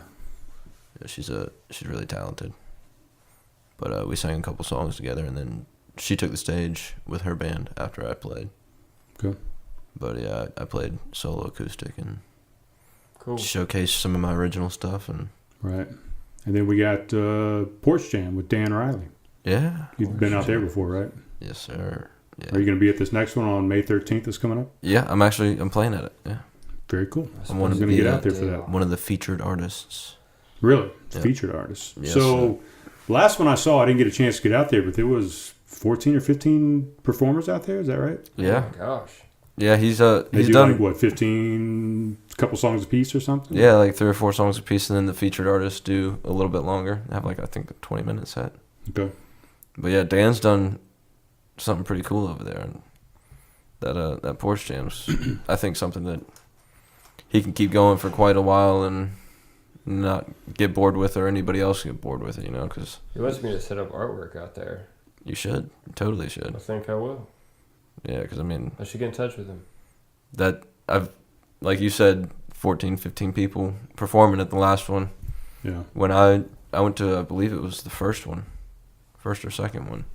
and there was, I want to say, somewhere between like 7 and 10 people performing, and then the featured artists. Wow. Yeah. So I mean, it's not like It's double. yeah, and Good crowd. yeah, there was a good crowd the first time I went, and I can only imagine with twice as many people showing Right. up to play, that ideally twice as many people are showing up to listen. But You would hope, yeah. Yeah. That Sounds it's like a compounding good on both market. sides, but but yeah, Dan's done a great job with that, and I think it's a really cool idea to bring something like that, especially to that side of town, because there's nothing Virtually really nothing. like no, that. there's I nothing mean, in Niceville at all. yeah, I except mean, but it's growing leaps Yeah. and bounds. My brother lives out there now in Pine Forest Country Club area out there, Mhm. and first time I've been out there in a long time. But there's a lot of stuff out there now. yeah. It's becoming a thing. Like I it's remember on- when Knightsville had a stop sign Right? before they put that stoplight there. Yeah, me too. That's when we moved out in that area. It's There's an crazy. old rundown gas station. Mm-hmm. Mhm. Yeah. Nothing on the other side at all. It's just a Piggly Yep. Wiggly. That was it. That Piggly Wiggly is now gone. Yeah, The Oh building's my still there, but gosh. it's Yeah, it closed down. 6 months ago or something, maybe. Well, that's Or where we it's should been put our studio. Let's just buy the whole The building. Piggly The Wiggly. whole space over there. Yeah, I'll rent a studio space from you in there. Oh, we'll have plenty. So I'll go rent for like it. Yeah, I mean, I'll rent that's- the that's meat one of locker. our. I'm sorry, I mean talk over. you. That's one of our plans is to rent studio space, Mhm. to have our own studio, and then rent that space out to other people to record stuff as well. It's on the books. It's gonna happen. Books. These books. No, we've got Those it written, books. we've got it written down somewhere in a book. Yeah. You got it written in that book, probably. Oh, well, I got plenty of things written in this book. But I guess. Read yeah. us a sample from your book. This should be good. While you do that, I'm gonna check this camera real quick. I'm just real antsy about this camera now. Oh, actually, I'll read this. So at Homegrown, Caleb Taylor, the guy who owns and runs it, as he should be, because he's running a craft beer tab house, he's very particular about where your where your head needs to be. It should be one and a half finger, 2 finger. He judges everything by fingers. And one night we were just all hanging out, we were laughing about, because I poured a beer for myself and I thought it was 2 fingers, and he goes, it was like 1.5. Damn, man, it's strict as hell. I was like, it's gotta be by Caleb Taylor's 2 finger rule. And so I started making more jokes, and then I came up with a whole bunch of things like, A whole bunch of 2-finger jokes. This should be good. good head must be 2 fingers deep. Man, what a turn we've taken. Stick to 2 fingers for a good time. Is it too early to make a joke about you not disappointing with these jokes? Wait, you have a joke about that? No, I don't. Oh, okay. That was the joke. And then the last one is, for good head, follow the 2 finger rule. I don't know how that fits together, but Those are just kind of words to live by. Right? That's more like advice. When you're to pouring pass on beer, to- you want head. You want to be able to smell the Oh, I aroma. gotcha. You want to release Okay. everything. I was going some other direction with it, and I couldn't figure it out. I mean, when a lot of places that pour beer, people get upset that you've got head, but it's essential to the entire experience and flavor of the beer. So stick to 2 fingers, guys, at least. 2 fingers. Got it. Oh my God, where is this fucking thing gone? What do you mean? Nothing. He We're takes his teaching headphones people off about for 2 beer. minutes and comes I know. back to this. Come back and it's just out of control. Yeah, God forbid we get into education and start teaching people about proper beer drinking Oh. etiquette. It's good. I like it. I could probably use some beer drinking etiquette tips. Yeah, what you got? I said probably use some. I don't have Oh, any. use some. Actually, well, let's talk about that then. What got you Yeah. started to, get into craft beer? Because it's very much not for everybody. Right. Yeah. Where did you come from? What was your beer of choice to begin with? You know, Natty Light, PBR, Coors Light, whatever. Well, I'm not as bad I'm as just Natty assuming. Light. I was a pretty big fan of Yingling. Okay. Solid start. I think, if I'm not mistaken, that's the #1 selling beer in South Carolina, I believe. Really? Yingling. They're the oldest brewery in America. It's the oldest brewery in America. Yeah, it's in Massachusetts. I don't know, but I do know that they Look don't at- sell in California. I don't think they sell on the West Coast. Really? Maybe that's one of the reasons South Carolina is one of the biggest buyers of Yingling. I don't know. We totally interrupted. We totally interrupted you, but We did. We've done that a lot. Oh yeah, we were talking about Yeah, beer. so you start with Yingling. As far as like, I guess you'd call it regular beer. Yeah. Domestic. Domestic. That's the word. Yeah, there you go. Yinglings. I don't mind Budweiser, Corona. Kind of anything that's not like super watered down beer. Right. That's just like piss. I know what you're saying. Yeah. Yeah. There's like that level. If it's not frozen fucking cold, I cannot drink it. Yeah. Yeah. I don't even Well, see. yeah, I think like Well, that's the style of beer. Yeah, like the Yeah. Bud Lights, the Coors, the Natties. yeah. Because when it's that cold, most of the flavor you don't get. You're just drinking cold beverage. Yeah. So, which is I'm what we sorry. talked about one time. When you get to darker beers and it starts to warm up a little bit, you get more of the rich flavors. Oh, actually, I was watching that one the other day. Nice. Yeah. That's awesome. I love hearing that. Drinking the You guys come on here and what was listen to it on the way here. I can't remember which one it was. It's the tall black can. the 1050? the barrel aged 1050. That was the Yeah. first, the pilot episode. Wasn't If you haven't had that beer, Ooh. man, good stuff. Do you like dark beer? I don't mind it. I mean, I can't drink a lot of it, but I don't. I hear that. It's not really made to drink a lot of, is it? Oh, no. No. The 1050. I mean, you I can. didn't think so. You can until you just wake up the next day. Yeah. Little side note: Yingling is in Pottsville, Pennsylvania. I wanted not to say that, but I Massachusetts. didn't want to be wrong. Oh. No, that's Because fine. in the commercials they say Pottsville, PA. We're always wrong, so don't worry about it. What a cool place to have a brewery.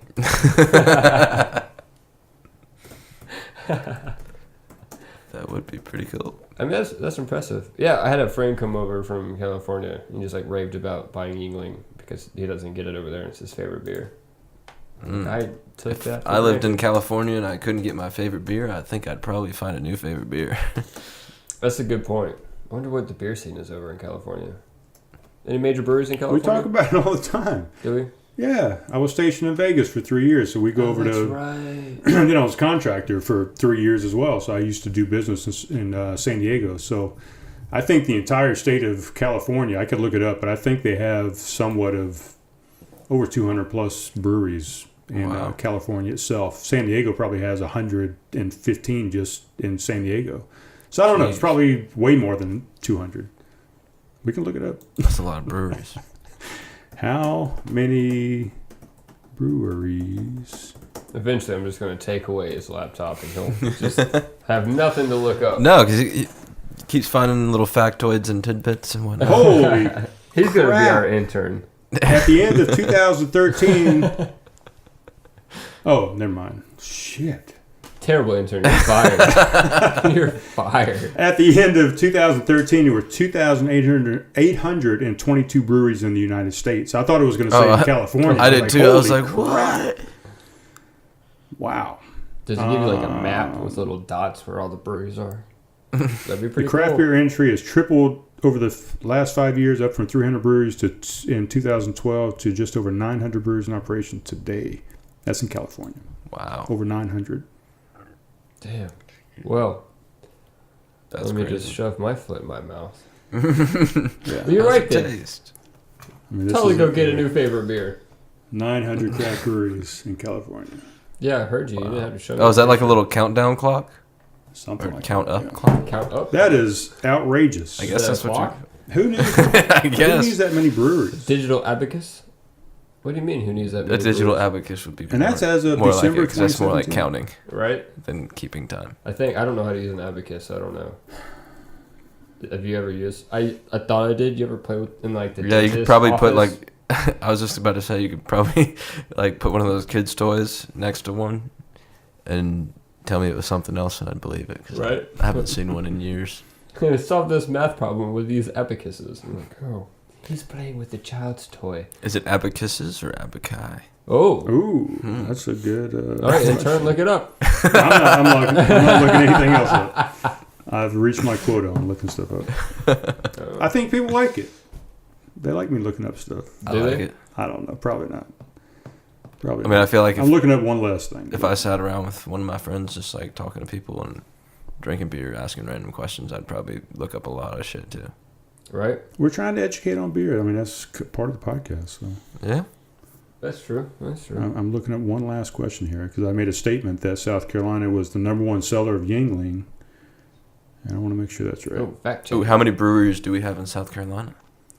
Just in the Low Country, I think there's 26 right now. No, I think we hit over 30. Come on, man. I think Wow. so. I would.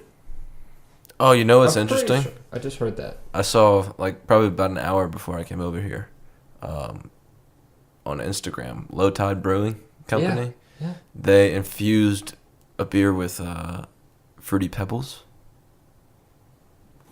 Do we know that one? That sounds familiar.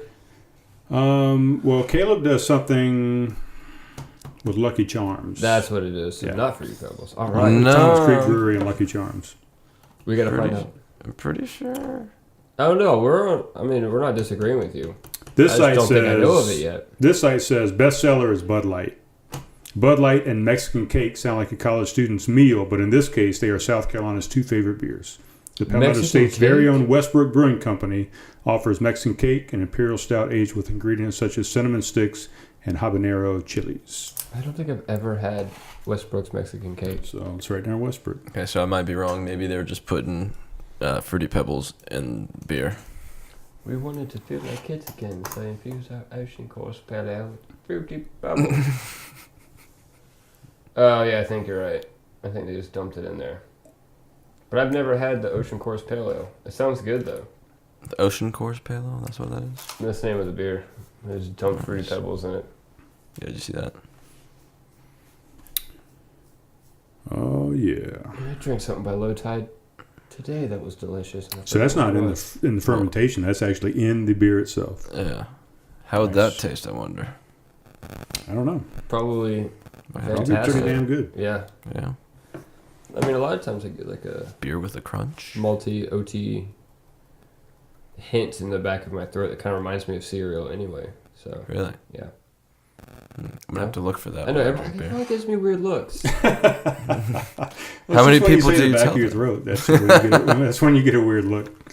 Because it's only when I'm like talking or forcing air through do I get the flavor. Right. Whatever. I don't need to justify myself. All right. I only have one more question on my list. Oh no! The list has run out. Well, it's a list. I mean, just kind of But then again, he always likes to complete his list. a filler list. So, what is Between the Boats? Canceled. Oh, really? So it never happened. Yep. Oh, well, Way to There's go, the Troy. list. that's it for that list. Why do you have to bring up the ex-girlfriend? Between the Boats. I get it. It looked like something fun, though. It looked like something where you'd actually be performing on a barge out in the water or something. Or Well, unfortunately, it was not going to be quite as cool as that. It was going to be a pretty cool little shindig, but it wasn't going to be on the water or in a barge. But it was gonna, it was literally How do going to you get be between the boats. You're like on a boat lot or something. exactly. So there was That's why it got canceled. well, actually, they told me that the guy that owned these two boats. So the two boats were right next to the space that this guy rents at Costello Studios. Jordan Costello, the owner. Okay. So he rents a space there, and then right next to this building, there's like a big empty lot, and there was a concrete slab, and there was a boat on this side, like a big sailboat on this side, and then like a smaller sailboat on this side, and just like nothing in between them. And then there's like an 8-foot privacy fence, like right behind the boats. So they were gonna do kind of like a little mini music festival type thing there, and have like artists from different genres. And That is a good idea. yeah, it just I think it needs a little bit more time to be executed, more planning and Definitely. whatnot. But I've learned anything. So- Don't rush into it. the guy that owns the two boats, I don't know who he's affiliated with or whatever, but apparently was auctioning the two boats off like the week before, and they didn't find out about it until like just recently, so it was like, wait a minute. So the boats. So there were no boats. Yeah, and so the last session I went in and tried guitars with Jordan at Costello. He was telling me about it, and I was like, wait a minute. I was like, so at this point they hadn't canceled Between the Boats yet. I was like, so they're auctioning off the 2 boats that we're supposed to be between for Between the Boats. I was like, how's that gonna work? I was like, we could just go get like a couple like miniature scale like models and like put one on either side and like kind of a random place, and then when somebody wants to be a smart ass and ask about it, be like, oh yeah, there's one like back there in that corner, and there's one like up there on top of the fence. Yeah, you could have pulled in some John boats or something. That is amazing. I like the toy idea so much. If I had walked into a whole festival, like we are between and 2 boats. that's what it was, I would have lost it. That is great. I mean, ultimately, right, you'd want to be out on the Shim Creek or something, actually between 2 boats on a freaking barge or something. Yeah. in I don't water. know, man. I kind of like that. That's a good idea. That's good. That's good. Hilarious. They'd both be good. I think as far as the show goes, I think on a barge between a couple boats would be Yeah, that sounds awesome. a bit too, of a better so show. That would be pretty fun. That was your best idea. I don't think that's been done. I mean, maybe not here. I'm sure it's been done somewhere, but They do what is it? Is it Coonfest where they do that? I have no I idea. don't know Man. that one. I've never been to Coonfest. I've never been either, but apparently it's a big party on the water. Mm. And I guess they have a concert somewhere on the lake. I think Lake Marion. Oh, that does sound really familiar. Yeah. Yeah. I'm not crazy then. No, I think I was out on a boat with friends, and we saw like a fucking shit ton of people just pull up and like, oh, we gotta get out of here. And so we just like hot-tailed it. I'm like, what are we doing? Like, it's a festival. Apparently, so like, many people, get out of here. so the bad thing about that is, I guess, when there's that many people and that confined of an area in water, in that like summer South Carolina heat, Oh no. apparently bacteria can get pretty bad in that water, and I guess that makes sense. yeah. It's very concentrated. And you know everyone's just going to the bathroom right where they are. Yeah, I was actually just thinking about that. Right? It just dawned on me that that's probably where most of the bacteria And they're comes all from. drinking a bunch of alcohol, so they're definitely going to the bathroom. Yeah. Oh, yeah. Yeah, the first time I heard about that, I was like, Cool. oh, I don't think I'm ever going to Coonfest. Just don't get in the water. Well, the Coonfest is in the water, I'm pretty sure. Like, it's Oh, I like, thought you were on the boat. Like they got rafts and inner tubes and stuff just Yeah. kind of hanging out. Oh, Yeah. it's like being in a I think- bathtub with so many Yeah, other no, people. But I mean, come on. It's millions and trillions of gallons of water diluted. No. You can't convince me out of that. I mean, it's not running water. It's kind of stagnant, I guess. But There's no chance I'll ever do that. Well, I guess you could pay me enough. what's your price? Everyone has a number. Depends on the task, I reckon. I'd do it for $2,000. 2,000? Yeah. 6,000? What did you say? 2,000 or I 6,000? said 2,000. All right. I'm checking this. I do it for 1,000. Yeah, I thought about 1,000 for a minute, and I would definitely do it for 1,000. You paid me to go? Sure. But if I got sick, it would cost me about that, I think, in medical bills. Hence the 2,000. Yeah. Yeah, So I you need still prescription. get your What? $1,000 we're done over here. keep. Storage is full. No. You want to take a break? Well, that's what we decided we'd do until we get another camera that Yeah, that's great. records 'Cause I wanna- longer. We're going to I need to pee offload this anyway. and restart it. All right, guys, we're going to take a quick break. Clayton Louis is still in the building, and we'll be right back. I thought you were telling us. Why do you love stickers? So when I was a kid, my dad had a guitar that was loaned to him. It was like a long-term loan, apparently, from one of the other guys that he was in a band with when he was my age. But I remember when I was a kid looking at this guitar case, and there were all sorts of stickers all over it, just random, real eclectic type of stickers. And Right. well, I don't know if eclectic is the right word, because he It had could be the right word. Yeah. he had a bunch of Garbage Pail Kid stickers. Oh, nice. And I thought they were the coolest damn thing. And then I remember when I got older and was like recollecting like what I was always looking at when I was a kid, I was like, what were those things? And so I asked my dad about it one day, and he told me, he said, he like got a good laugh out of it. He's like, oh yeah, those are Garbage Pail Kids. And I was like, Garbage Pail Kids? And he's like, yeah, like a spinoff of the Cabbage Patch Kids. I was like, oh, okay. And so I immediately like got on Google and Googled Garbage Pail Kids and started going through some of these things. And I was sitting there with my dad going through them and reading them to him and just dying laughing. But that's kind of what got me into collecting stickers and whatnot. Because all my other guitar cases, this one doesn't have a lot on there yet, but that's a fairly new case. But I mean, it looks new, so I'll give you that. Yeah, all my other ones are pretty sticker covered and beat up, and Yeah. We both love stickers too. yeah, I do. Yeah. I mean, Yeah, I was don't just know if you saw my admiring car all the, outside, but I got a 1983 Toyota Supra out there, and the whole back window is nothing but beer stickers. Well, there's a few running stickers and things too, but Yeah. it's pretty much beer stickers. Well, I how saw did it you out get there. I it? didn't can see the barely stickers. see out the back window. How'd you get into stickers? Like, was it a reason, or can you trace it back to anything? 'Cause for me, it was skateboarding. Well, no, it wasn't The whole skateboarding, but I could see the graffiti skateboarding Yeah. thing for sure. But no, it was just beer. The thing seemed to be that everybody at a brewery, or if you had a beer cooler or beer refrigerator, everybody just put stickers on them. So it kind of started with the refrigerator, and then I just said, I'm just going to put them on my car so everybody knows what breweries I've been to, and I've been So- everywhere. What? It just made me think of that old Cash tune. I've been everywhere, man. yeah, there we go. I like that. Tied it all in. No, it didn't. Didn't? I don't know. Fuck. It's all a little open-ended now. Tied in.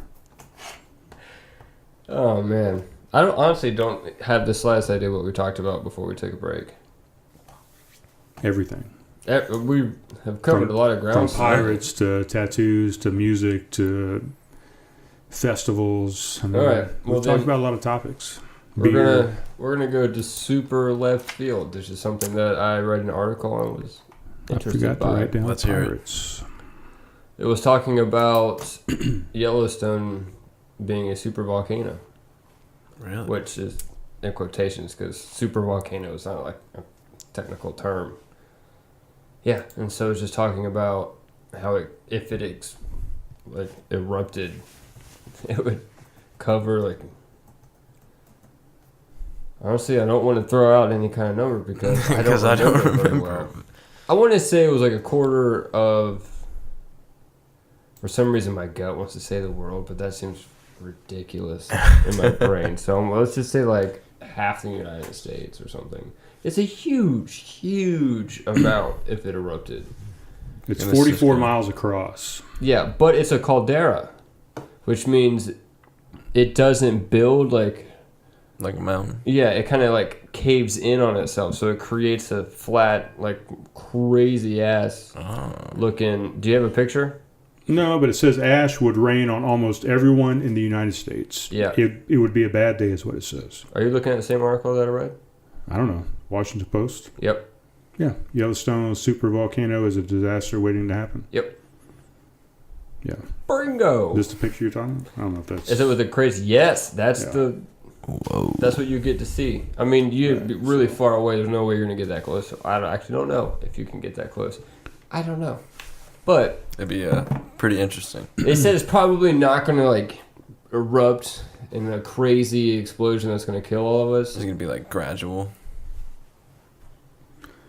Maybe in a sense they can foresee small little magma releases, I guess, if you want to call it, but they compared it, and they being whoever was source in the article, the scientists. Those are the guys. Yeah, they said basically what's more likely is just tired. It just has been doing it for so long that eventually it's just gonna putter itself out. Yeah, this says capable of eruptions thousands of times more violent than the Mount St. Helens eruptions of 1980, which I don't even remember those. I mean, I was 8 years old at the time, but I wasn't alive. thousands of times bigger, that's crazy. Right? Yeah. Well, hopefully it does just get tired and. It just goes out. Because that's crazy to think about. Yeah. Because even. Well, I don't know. With my prediction, with half the United States, we're still okay. But I mean. Yeah. From that far, we're good. Everybody from but Texas over. Think about the destruction that would have. That would be terrifying. That would be. Really, any kind of large scale natural disaster like that. Yeah. If you think about all the repercussions that would follow after that, just in society, everything would just kind of fucking. Yeah. No telling where it could spiral out of control and all spawn something else that just. Well, how did we get here? Well, it all started with this hurricane. It's a cool picture, though. Looks beautiful, yeah, right? It's beautiful, yeah. Yeah. Looks like the big blue hole out in the middle of the Caribbean Sea. Have you ever seen that? The Caribbean Ocean? Caribbean Sure Sea? have. Yeah, where all the divers go. Sure. Yeah. Yeah. big Kind of blue looks like hole. that. Yeah. Who named that? Well, What a probably lazy somebody that saw it. son of a gun. Or maybe super clever because it's very specific. Yeah. What if it's red and he was just being a smartass? Liar, liar. It's blue. Sorry. I think we'll call it Big Blue Hole. Perfect. Yeah. I mean, it's kind of a fitting name. Why are we showing so much stuff online today? I mean, look like a big blue hole. That is a pretty big blue hole. Yeah. Oh God, that was That's rough. out off the That's coast what they said in off the coast of Belize. Big time diving destination. What kind of phenomenon in nature is that? I have no idea. A terrifyingly deep fucking hole. Why would you even want to do that? It's called the Great Blue Hole, actually. No, that's a little better than Big Blue Hole. It's a giant submarine sinkhole off the coast of Belize. That gives Submarine me sinkhole. Yeah. goosebumps. I don't like that at all. I'm not 318 an ocean meters person. across and 124 meters deep. That's what it says. Pass. All right. What's next? Oh man, that was. I don't like that. I can't handle We got deep two sea different things. big holes. That's just. Yeah, could you imagine being that deep underwater and not being able to see out? Yeah, it kind of makes me want to have a panic attack. It's freaking me out a little bit. Imagining it is as close as I want to be to that. Yeah, I like that. Actually, not imagining is as close as I wanted to be to that. Oh, I'd love to go dive. I've never dove. I've snorkeled, but I never got my diver's certification or whatever. I'd love to go down in there. I've always thought it'd be pretty cool to dive. Yeah. I think it would be awesome. Cool, you guys have fun with that. I'll let you know how it goes. Perfectly safe over here on my territory. I bet you're at higher risk for injury or I know. trauma, like driving down the road Probably. than you would be diving. Sitting at your house in your chair is more likely to fall over and die of a heart attack than being killed like Steve Irwin by a stingray. How tragic was that? It was so upsetting. Yeah. I like that dude. I love that dude. Like I sent him. How long ago was letters that? and everything. What? How long was that? You sent him letters. I was joking. I never actually did. I did do an impersonation 10 years when I was ago? younger when I had like a little snake. Was it 10? Let's hear it. You did what? I had a snake, like a king snake or something. Yeah. And I would, That's a not how pet. you described it the first time. yeah, and then I would do an impersonation of Steve Irwin. All right. Like he just found this random animal that he had never seen before. Or like he had. Crikey, mate. Yeah. Yeah. He just like talks to it. I don't know. Oh my god. I'm not gonna do it, so don't even look at me like that. We're gonna have to recreate that at some point. I think at some point we can do that, but I want to get like a Have a scene carpet set wall up. session. Headphones not on. Oh yeah, we don't even have headphones. Oops. How inconsistent is that? I think it's hilariously inconsistent. Back to consistent. I still can't airdrop this damn video to you for some reason. Oh, it's because my phone's not open. Oh, it's recording. I can't. Oh, it's over there. Can't airdrop while you're recording. Yeah. Duh. We'll figure it all out. Brian.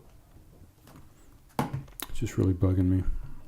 Because I can airdrop between my phone and my computer, no problemo. Oh yeah, like that. That Every was terrible. You can barely... Dude, can you do like a double snap? I don't even know what Not that very means. well, no.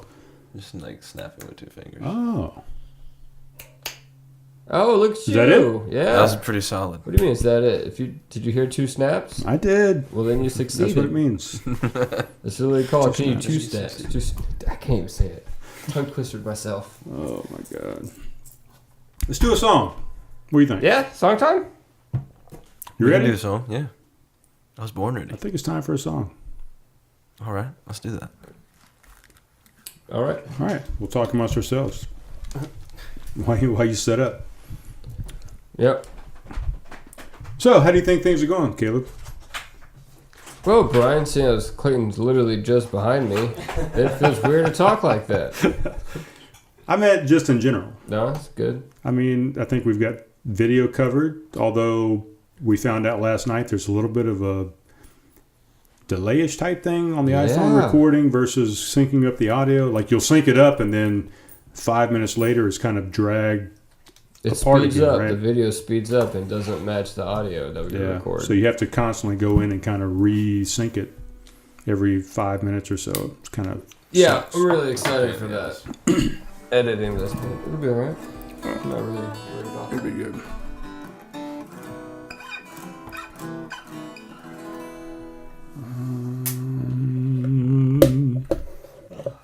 Do you want to wear those? You don't have to. Yeah, I don't think I'm gonna be able to pull that off. Alright. Yeah, it's up to you. Because I'm not going to wear mine. While I do want to hear this microphone though.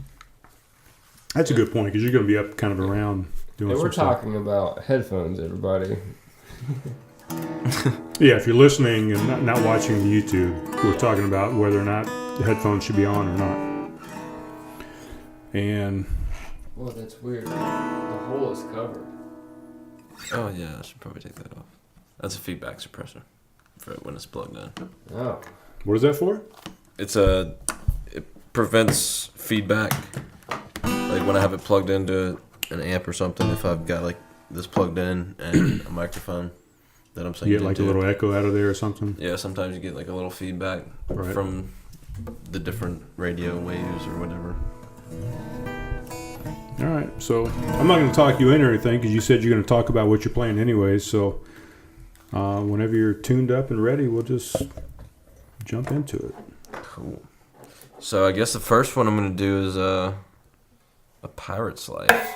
Yes. I wrote this one back in 2015. I was working in a lumber warehouse over in North Charleston, and I like I said, I've always thought it'd be pretty awesome to be a pirate. And, I've thought So the I same was- thing. I was Who hasn't? doing a bunch of mill work, and I had headphones on, like the noise canceling headphones, and I kind of had this like groove stuck in my head, and I didn't really know like what to do with it, so I just kind of started like making up words in my head, and I guess that day I was really thinking about being anywhere else but work, and I wrote this song. It's called A Pirate's Life, and there's a little bit of like how I mentioned earlier, I'm real into history and always have been. Okay. When we used to go down to Charleston for the field trips when I was younger, and like I said, go see the dungeons and all that. I always would remember them talking about Edward Teach, Blackbeard the pirate, and according to history, he frequently visited the port of Charleston, and I guess it was one of his stops on his way down to the Caribbean. I think it's either way. Yeah. Yeah, either way. Well, that place. Potato. Yeah, tomato. You said a lot of things tonight at the same time. It's driving me nuts. So there's a verse in the end where I kind of slow down the rhythm a little bit. And that verse is based on Edward Teach, Blackbeard the Pirate. And it's about the ship that he commandeered before he commandeered the ship that he died on, or that he died with, which was Queen Anne's Revenge. So the ship that he sailed before that one was called the Rose Emily. And so this is a pirate's life. This is what I came up with. And this was really when I started discovering how much I like the blues when I wrote this one.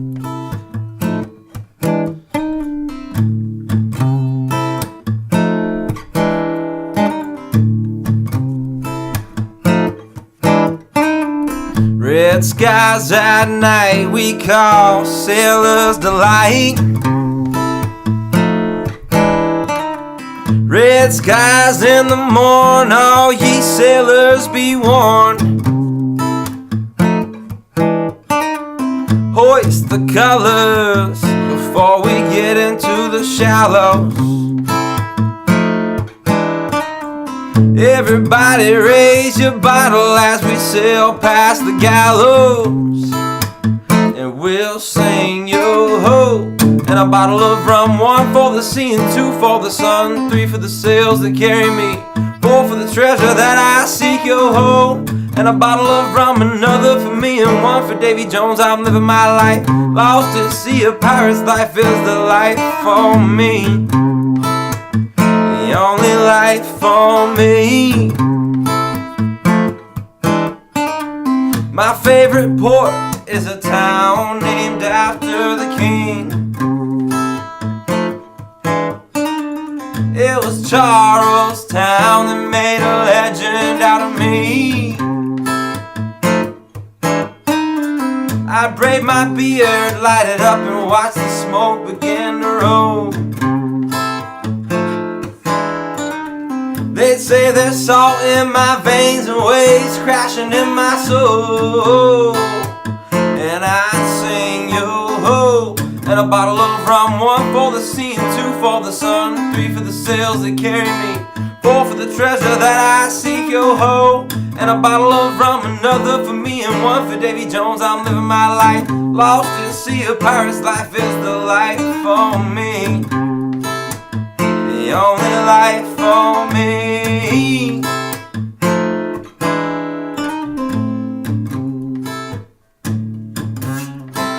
Alright, so this is where it starts going on about Blackbeard.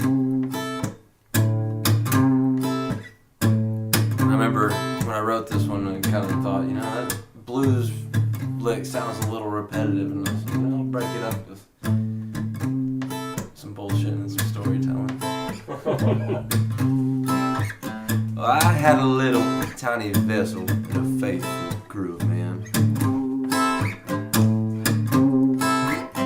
Rum and whiskey on our breath, our swords cutting through the wind.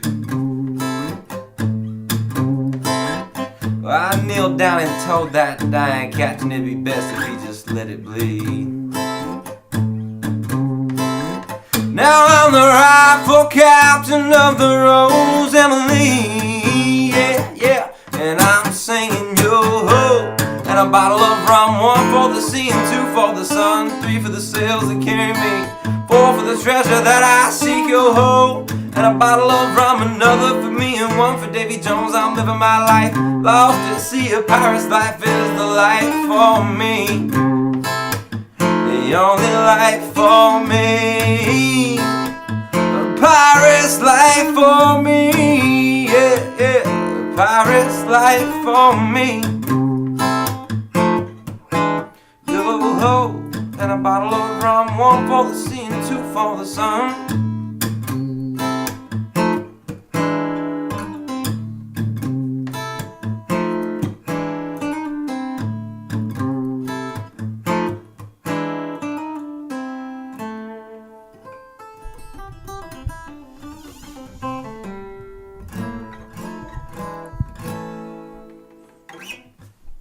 I mean, All holy right. fuck balls, right?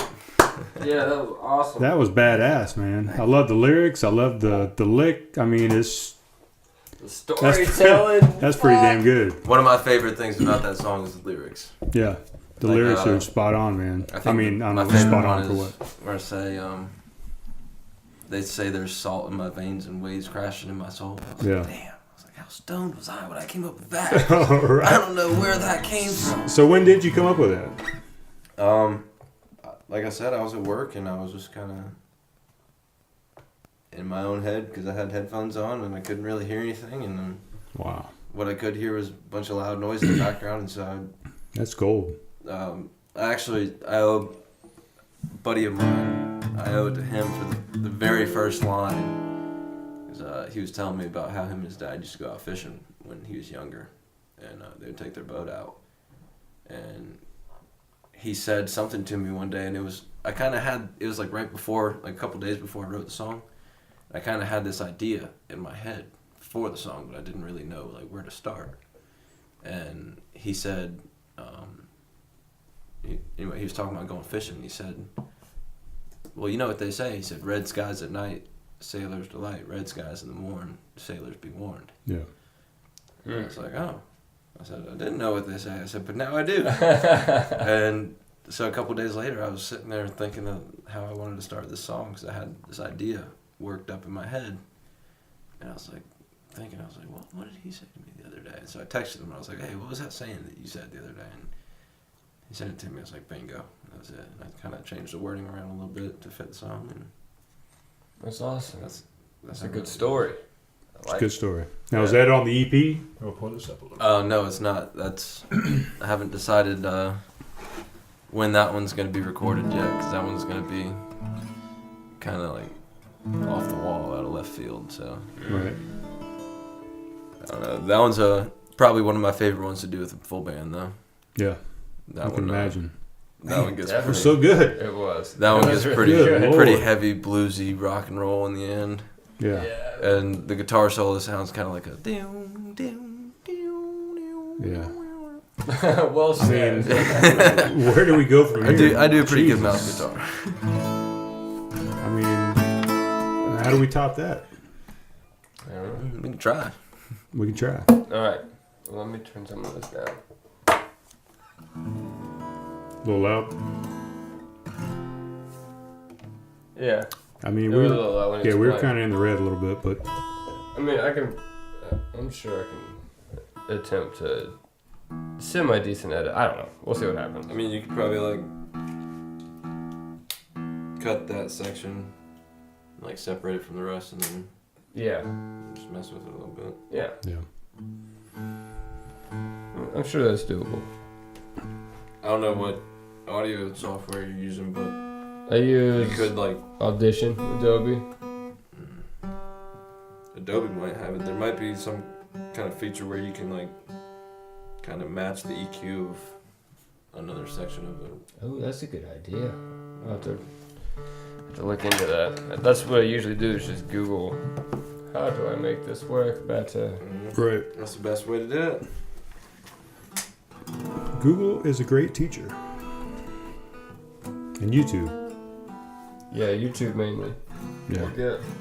Being able to listen and watch someone is That's how you can learn it so much faster. It's insane. I can listen to something and it'll go like in one ear and out the other. But if I'm watching it, then like I really can soak in what they're saying. Right. Yeah, I'm kind of a visual guy too. Yeah. Absolutely. I've always been kind of hands-on too. I've always kind of had to like be able to see it or like do it myself and Right. like see my mistakes and why I can't do it this way or that way. And Yeah. I can see that makes sense. Yeah. I need a little bit of that, but verbal, you just tell me how to do it, I can pretty much do it. For the most part. But we're not talking about me. We're here with Clayton Louis. We just heard a great tune, and we're going to hear another one, right? Yeah. What you got for us this time? I was just wondering that myself. And then we're going to wrap it up in the carpet. Yep. That's our thing. Works for me. So this one I'm actually recording this one right now. This one's called Cocaine and Whiskey. Yeah, this one's one of my favorites that I've written yet. And this is about a conversation I had with my father. I was going through a lot of different transitions when I wrote this song. A transition between working full time and playing music full time, and I was in the studio recording my first EP. It was like my first time ever in a recording studio, and so I had a lot going on in my life at the time. And anyway, I had this long conversation with my father one night, and this is kind of what I took from the overall conversation, kind of wrapped up into one, I guess, song. Okay. But it's called Cocaine and Whiskey, and it goes like this. Nice.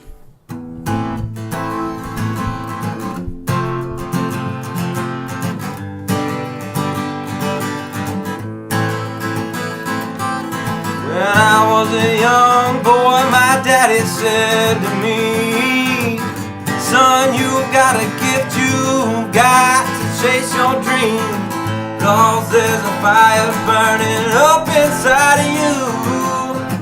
You got to set it free and let it burn true. So I played every little honky-tonk and every smoky bar. I played for whiskey, I played for women, I played to fill my mason jar.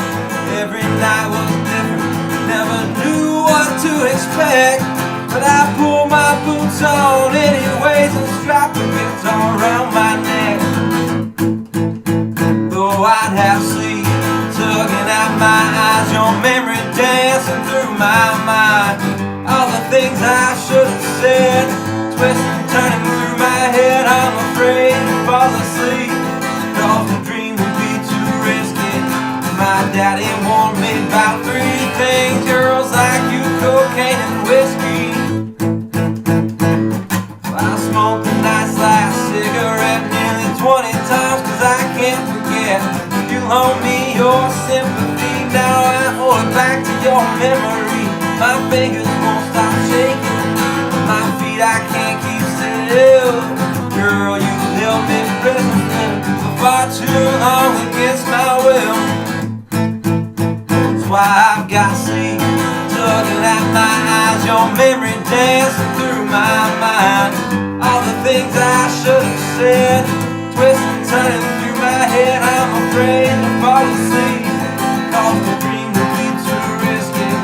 My daddy warned me about 3 things: girls like you, cocaine and whiskey. Oh yeah, cocaine and whiskey. Well, I've got sleep tugging at my eyes, your memory dancing through my mind, all the things I should have said, twisting, turning through my head. I'm afraid to fall asleep, 'cause the dream would be too risky. Girl, your loving took its toll on me, oh my cocaine and whiskey. Oh yeah, cocaine and whiskey. Cocaine and whiskey. Oh yeah. My daddy warned me about 3 things: girls like you, cocaine and whiskey.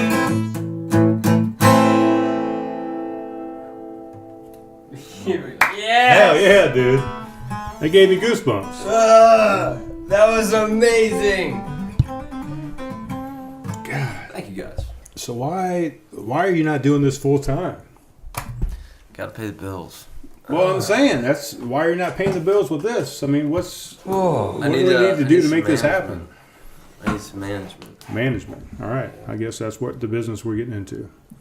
Music management. Let's sign this guy right now. Craft Conversation Studios. Is that a label yet? I mean, I guess it can be. Let's get on it. All right. Jesus.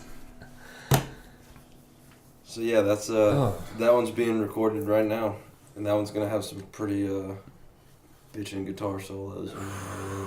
I can imagine. So it's going to be electric and full blown band. I'm so everything. excited. Yeah, it's gonna be That's awesome. Pretty rock and roll. Hell yeah! Oh man, I love that. That was good. Thank you. Yeah. That's my favorite one so far. Your favorite one? You didn't save that for the carpet? For the carpet wall? We need the favorite one in the carpet. Oh, well, we can do another favorite. No. Carpet. I'm sure there's plenty. I'm sure there's anything you got is going to be great. Yeah, I'm sure there's so many. I've been hitting the table a lot the past couple of days. Well, why'd you have to do it just then? I was just making a point. It's awful. So is it? How many guitars do you have, or have you had, or do you like to keep the same guitar? Or Have I had? I've had this one for about a year and a half now.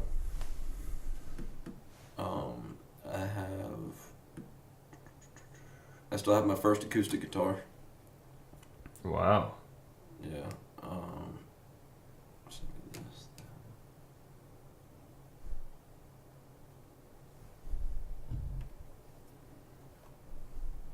There's a lot of math going on. Yeah, between my We don't between my really father like and I, we math on the have show. like I think 9 or 10 guitars. Really? 10. But myself, I have 3 acoustics and 2 electric guitars. Okay. Wow. You play any other instruments besides guitar? I've been working on teaching myself some harmonica licks. Yeah. Yeah, I learned. Yeah, it goes along with the rock and blues, right? Yeah. I taught myself the 12-bar blues on the harmonica. So I mean, That's I awesome. can sit and play 12-bar blues and harmonica on the guitar. And So you got the whole. No, I need to get one of those. Okay, so you just kind of take a break and just go harmonic and Well, I've come got back. I've got a loop pedal that Okay. I've been messing with recently, so I loop a little bit of something and Yeah.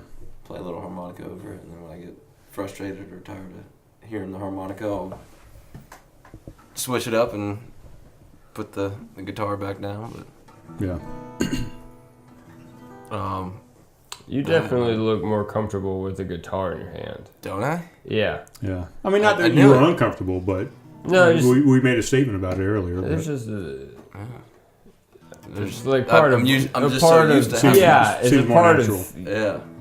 You look like you missed it the entire episode. I didn't realize until you actually put it in your hand. right. I mean, it's kind of like us having a microphone in front of us, I guess. But Yeah. whatever. I guess. A little Yeah, I bit. mean, like I'm just so used to, like, when I'm sitting around hanging out with friends or whatever, I'm just so used to having a guitar in my lap. Even if I'm not playing it, I'll just be sitting there like this. Yeah. And then I'll just... Yeah, it's like all your postures are completely dependent upon leaning upon Yeah. a guitar, and Yeah. like when you don't have it, It's like... it's a Ricky Bobby moment. Exactly. Well, I mean, it's like when exactly.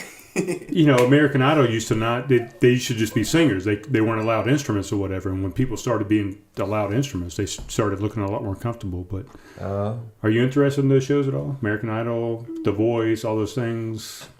No, Not really. no. No. It's funny. It's funny how a lot of musicians aren't really into that. Oh, sorry. No, you're totally fine. Just chill. You're good.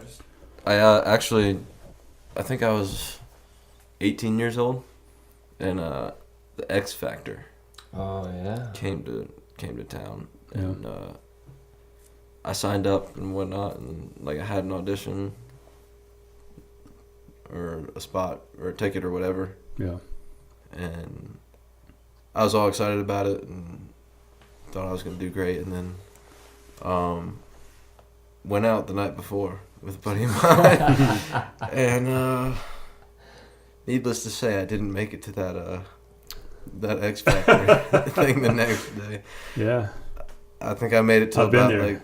I think I made it to like 3-4 in the morning, and I think at like 2:00ish I decided that I was gonna stay up because I was like, oh well, it's too late now because like the line was supposed to like start forming at like 5 a.m. And so I was like, oh well, I was like, it's 2:00 now. I was like, if I just stay awake for 2 more hours, get down there. I was like, I'll be First all in right. line. Yeah, that's what I was thinking. I was like, I'll get there like 4. I was like, yeah. I wake up the next day, it's like 12:30 in the afternoon. I was like, oh, well, glad I didn't pay for that. Yeah. Oh, you have So to pay just for it? open No. auditions, right? Oh. No. No, yeah, it was. I mean, as far as I know, I don't know. I never made it there. There we go. We almost had the inside scoop. But it sounds like something that we would have done. So close. I've never done that with music, but I've done that a couple times with racing events where party too hard the night before and just skip the race the next day. And it was paid for already, but I've done that at least 2 times. What I can relate to that is going to Harry Potter World and partying too hard the night before and getting sick on the ride. Oh, man. Yeah, I didn't know where that was going. The Hulk fucked me up, man. The Hulk. Harry Potter. The Hulk in Harry Potter World? What? Universal Studios? Universal Studios. That thing goes like 0 to 90 like right off the bat. Yeah, right? it's The like, gamma ray. yeah, we're doing those songs. And it's like, poof. Yeah, it just takes off. And the first time I thought it was great, but then some of my brothers wanted to immediately go again. I was like, I handled the first one fine, let's do it. Second time was the mistake. Second time was the kicker. That was the mistake. Because the moment first time you were just like my so body surprised. was like, too soon. And I could not get my equilibrium back the entire day. And I felt nauseous, and eventually I had to go like back to the hotel for a while. Ooh. Yeah, and it was all because I fucking drank way too much. That would be brutal too down in Orlando. Yeah. Heat. It was, it was awesome though. Just going around in a circle at City Walk. Just once you lap back around, you gotta get another drink. Okay. Sure. I get a free shuffle ride wherever I want to go.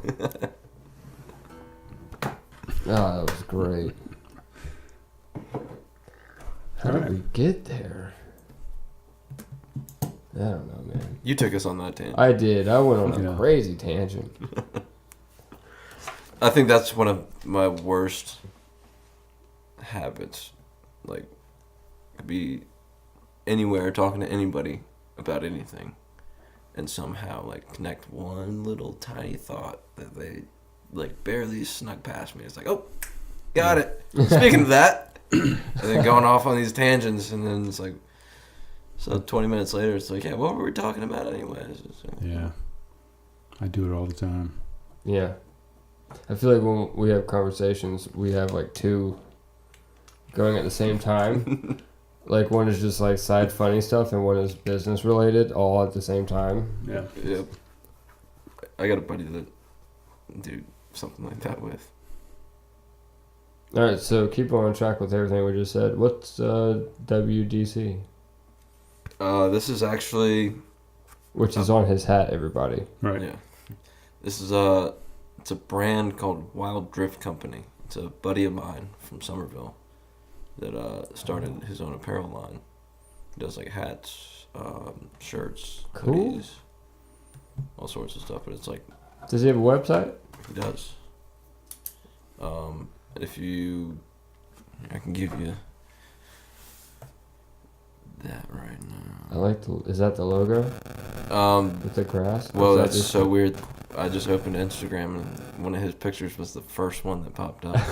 It was meant to be. That's the second time tonight, or the third. I don't remember. I was trying to do an Instagram, and my memory's full, so I can't take any pictures or anything. So well, it's a shame you can't airdrop me that thing. I know it. So yeah, that's his Instagram right there.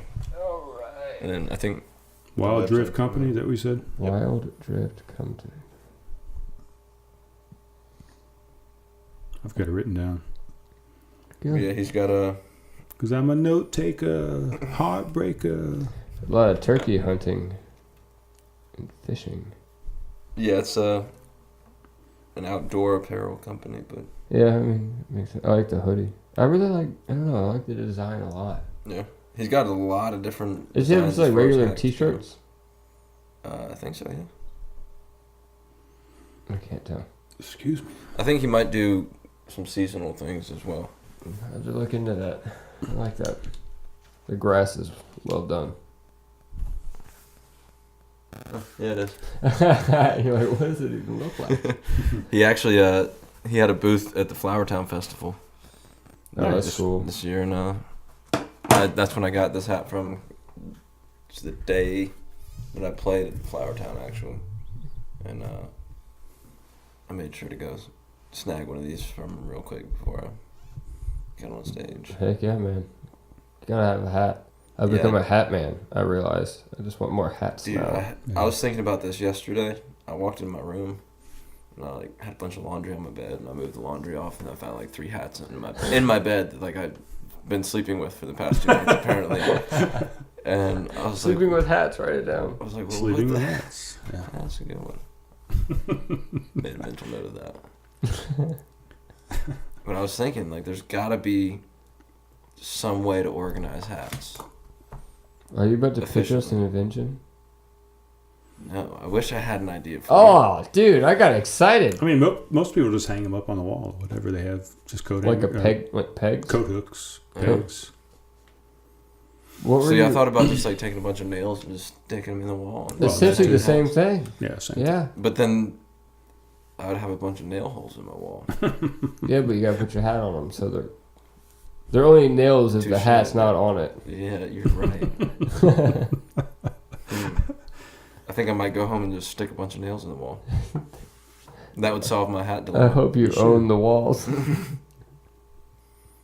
I think I've got like somewhere in the neighborhood of like 50 something hats in my room. Wow. Are you And, like, serious? At least. I've got like a sport sized duffel bag in my room That's like incredible. stuffed full of hats. I've got, I This mean, is most the of them I've never Only even one worn. I have. That's the only hat you had? Yeah. I guess I've always been a hat guy.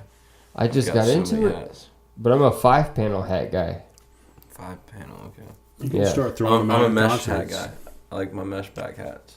I have Right, the a trucker buddy of hat mine style. Yeah. has Yeah. that, because I talked about making my own hats at one point. He was like, yeah, I wear a very specific style, and it's that exact style. Yeah. Right. It's like, okay. It's called either a baseball hat or a trucker hat, right? I would say probably trucker. I mean, the baseball Yeah, I hats think- have I kind think of this changed one's style like nowadays, A but they used to trucker be. hat and then like a baseball hat. I think is like basically a trucker hat that like actually fits your head right. Right. Sized hat. That's right, because it's fitted. Yeah. It's Fitted. just- It's not hate sized, fitted. Yeah. Yeah. Yeah, I can't wear the modern day baseball hats. I can't wear them. Like the ones that the teams wear. The flat Yeah. bill thing. Yeah. It's huge. I can't wear Huge one. hat. And they're like, it's like putting a jean jacket on your head. Yeah. It's like, It's hot. it's like denim. It's It's ridiculous. so hot. It's heavy. It just feels bulky on your head, like you're wearing a helmet. I understand all of that. This is light. I forget I have a hat a lot of times. In fact, there at least 5 times today when I was at work, I bumped into a rack because of the bill, and I just did not remember that it was on my head. Just boom. What? Oops. Oh. Yeah. That's the type of hats I used to wear when I was running a lot. These? You know, real lightweight. Not that. No, just lightweight running hats, real breathable, so the heat could escape out of your head and it would catch the sweat, whatever. That's Mhm. why I like the mesh. Yeah. Yeah, Just like a it's good. Nike. Not as hot. No one has made a 5-panel. Well, I say that, but I haven't ever looked for one. What does 5-panel even mean? So, 1, 2, 3, 4, 5. Oh, okay. It's So just 5 panels. Just the stitching on it. It's whatever. just a different style. It's more like half eggshelly. As Okay. opposed to like a dome. Yeah, So basically. that would be a. I'm not even gonna try it. 2-panel hat. No, I think we answered it first time with a trucker hat. Yeah. Yeah, That's 'cause there's only one panel here. All Well, oh. Interesting. All right. right, time to wrap it up in the carpet. Let's wrap it up in the Wrap carpet. it up in the carpet. It's getting late. That's what we name it. Wrapping it up in the carpet. So we have this thing called the Carpet Wall Sessions, where we do a song in the carpet wall. Yep. And we say we're wrapping it up in the carpet. We're finishing up. Do you Let's want wrap you it want up a in the chair or carpet. you want to stand? Probably a chair. Word. All right. So we're gonna move everything in there. Let's move. We'll use my chair. Alright, so this one I'm gonna play is called Young and Crazy. A lot of my friends referred to it as the Edisto song. And I wrote this one, hell, I think I was about 19 or 20 years old when I wrote this one, so about 4 or 5 years ago. And I had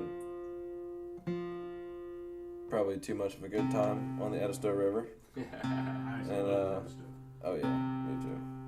I'm pretty sure the night I wrote this song, it was the night of my buddy's surprise 21st birthday party. So needless to say, it was a little young and it was a little crazy.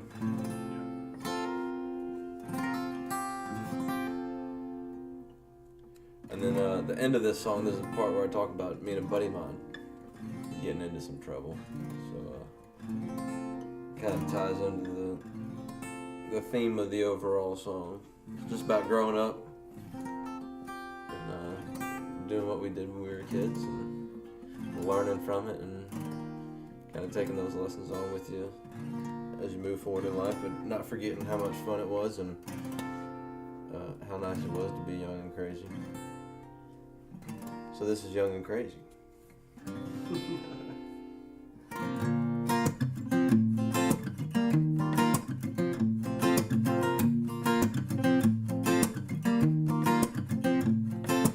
I grew up in a little town. Clay was red, the river ran brown. We grew up slow, but we grew up right. Grew into our own in Caroline. Did my running down dirt roads, all my swimming in the Edisto. I was raised on a creek bank, ugly stick and a crankbait. Didn't want to grow up, and we thought maybe we could just keep on living young and crazy. Young and crazy. Well, I'll never forget, I was 17, thought I'd met the woman of my dreams. She had dirty blonde hair and deep green eyes. She was a picture perfect beauty from Caroline. Me and her, I tell you, we kissed on dirt roads, skinny dipped in the Edisto. We made love on creek banks. I taught her how to jerk a crankbait. Didn't want to grow up, and we thought maybe we could just keep on loving young and crazy. Young and crazy.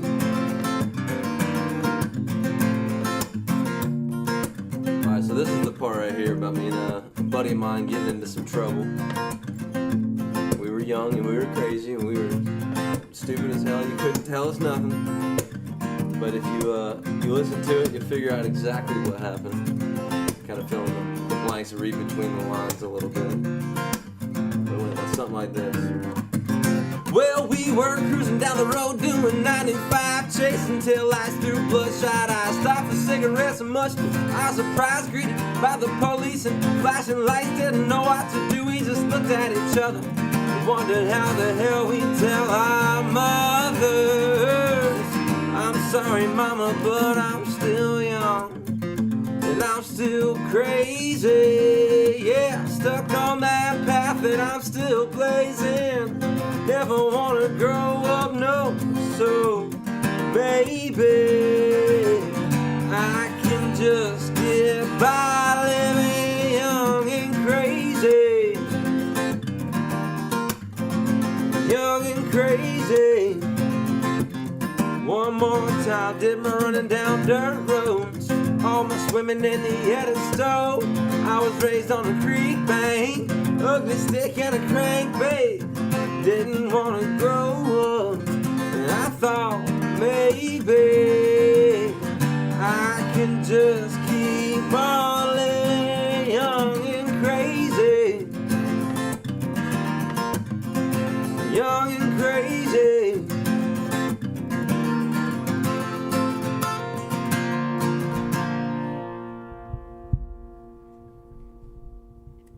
All right. Woohoo! Oh, nice. Nice way to finish. That was energetic. I like it. Yeah. That one's always been a pretty fun one to do. Yeah. It always goes over pretty well. I'd say so. You just keep finding microphones left. I know, man. I gotta search for them. Hey, Brian, can you unmute those? Unmute? Yeah. Oh, yeah. Hit the. Yeah. Yep. All right, there I am. Okay. Well, that wraps it up in the carpet So, I like everybody, that. Wraps it up in the front. thank you, Clayton, for coming and joining us tonight. Oh yeah, Thank many you both thanks. for having me. It was awesome. It was And a as always, Cherry everybody. Poppin' podcast. Oh, it was the Cherry Poppin' Podcast. That's First right. podcast ever. And on that note, Nice. we'll talk to you soon. Yeah, man. We'll talk to you soon. Oh, we're talking about fingers. So we I was like, we what thought is he we talking ended about? the podcast. One and a half. All right. But So we forgot to add something, and Clayton was over here pouring a beer, and he did the tried and true Caleb Taylor 2-finger rule, but he just fell short. And I understand how that feels. Just a half a finger. but again, it depends on the finger. That's what I always say. Yeah, I was wondering about that earlier. Because what if Yeah, or how different are Caleb our Taylor fingers? has? I mean, they're pretty different. No, Nah, that's pretty close, I guess. Brian, you're fucking. I mean, I got big hands, but I guess fingers are fingers, really. Unless Fingers it's a are man fingers. finger and a female finger, maybe. I mean, there are exceptions. or a little We've person all finger. seen like skeleton fingers. All right. Yeah. So Oh yeah. we jump back in to find out, because we never asked, what do you got coming up show-wise? I know we talked about May 13th at the Porch Jam, right? Yeah, and actually, the day before that, I'm playing at one of my favorite little So May 12th. local places. It's Parson Jack's Cafe in West Ashley. One more time. Parks and Jack. Parson Jack's Cafe. Parson? Yep.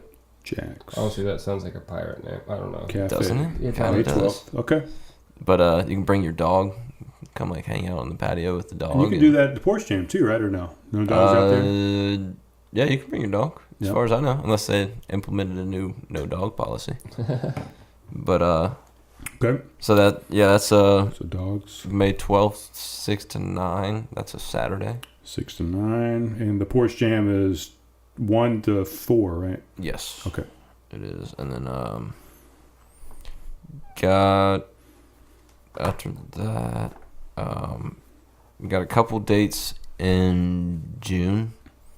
A couple of them are not solid or Okay. written in, that's the word, written in stone yet. Kind of like between two boats. Yeah. It's like Yeah. wet cement. Exactly. It's like wet cement yet. It hasn't really dried over yet. But so those ones, if you check on my Facebook page within the next few weeks, I'll have some more info on those. Okay. So maybe some June dates, question mark.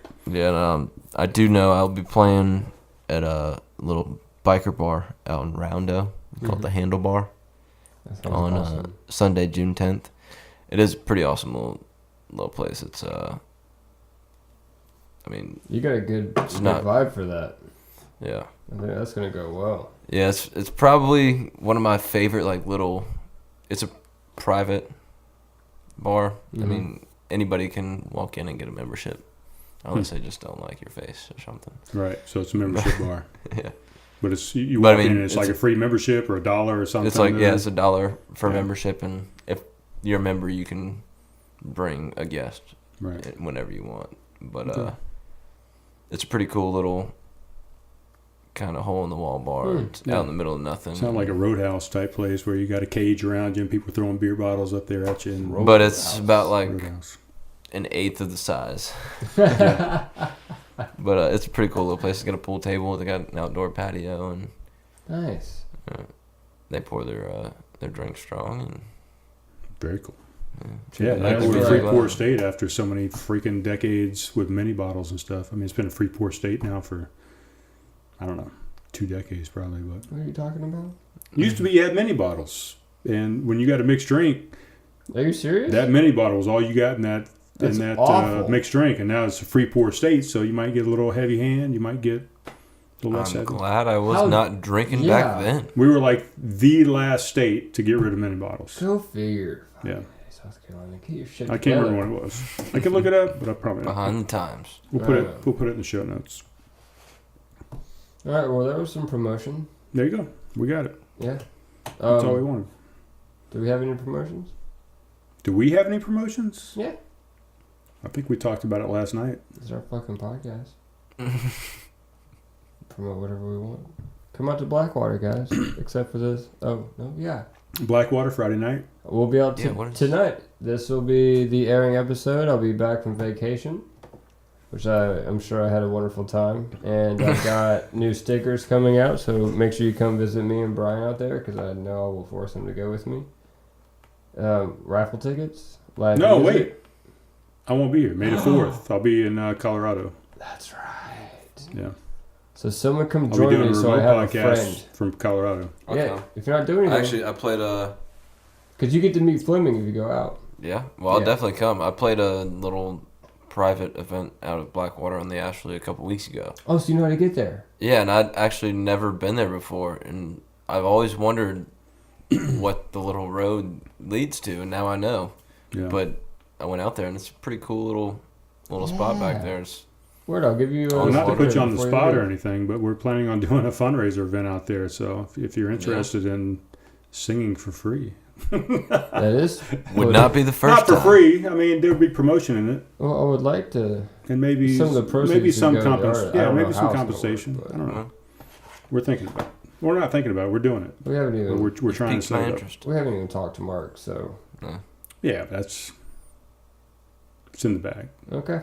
Well, It's in the bag, he said. we're going to try and make it a really big event. Yeah. Yeah, we're going to try and do a Saturday or a Sunday. If you listen to the podcast that we released today, we're going to try and do a Saturday or Sunday from like 12 to 4 and have 4 to 5, 6 singers out there, bands, whatever, and food trucks Yeah. and vendors. You can bring your family out there, bring your dogs, whatever. Oh, man. We're going to try and do a Sounds thing. pretty cool. And, we'll kick some money over to the bands, and the food trucks will make their money. We'll try and raise a little money to try and get a little better studio going on or what have you. Yeah. It's a Everybody wins. Good time. Everybody promotes everybody, and it's all goes out to thousands of people. Everybody's social media gets together and just kind of shoots everything out. Yeah. Yeah. It's a big reach, Yeah. I think. It'll be a good time. Yeah, Alright. I actually, after I played that little fundraising gig the first time I ever went there, I immediately called a buddy of mine. I was like, dude, I found the place where we're going to do an event. I was like, I got it. This is where it's going to be. It's awesome, right? Yeah, I started sending him pictures. He's like, all right, I'm in. He's like, I'm sold. Yeah, I'm It's a there great every space. Friday from 7 to 10. I set Yeah. up an art booth and sell artwork. So what exactly do they do out there? They have a little food area. Usually you have barbecue, so you can get some food. Fleming Moore sets up music, so there's one band, maybe another one, and then a headlining band. Eventually we'll have more vendors set up. So I'm the only one set up now as an artist. I've got a $1 raffle ticket, so I got a painting. Buy as many as you want. And then at the end of the night, after music plays, I do the raffle and we pick a number. And it's just a good time. There's bonfires right now, and there's food, live music. It's a good time. You can show Every up. Friday night? You can bring your own beer. Every Friday. Every Friday, 7 to 10. Every Friday. It's called Friday Night Live at Blackwater on the Ashley. Oh, I'll be there on Friday night. Yeah, I won't be I there think, this Friday, actually. I won't be able Yeah, to. he's going to be out of town. I'll be out I'm of going to town. try and make it out. I think Matthew Christmas is going to be there this Friday, right? I don't know. Yeah, actually, Or did I see? saw that on Facebook, I think. Ben Somewhere see is him- playing. I talked to Fleming. He said Ben Somewhere is playing this Friday because he's running his own audio because Fleming's not going to be there either. We're both we're gone. And so May 4th is when I come back and I'll be setting up. So that's when you should come. Join me. Yeah, May 4th. And then, Right? Star Wars. and the podcast is being released on that day too, so that's going to be a good day. Yeah, that's when your podcast is released. Sweet. So we could do a live video at Blackwater. Yo, Check it out. come No. out and hang out with Clayton and I Perfect. after listening to That'll it. work perfect. That'd be so cool. We'll definitely No. do it. We just make it look like we went straight from the podcast to there. Yeah, I bring a lot of beer anyway, so we just kind of chill. It's BYOB. Right. So we'll do a little teaser ahead of that Totally. and say, come out and meet Clayton Louis Yeah, at Friday. definitely. And you could probably talk to Fleming, see if you can. Yeah.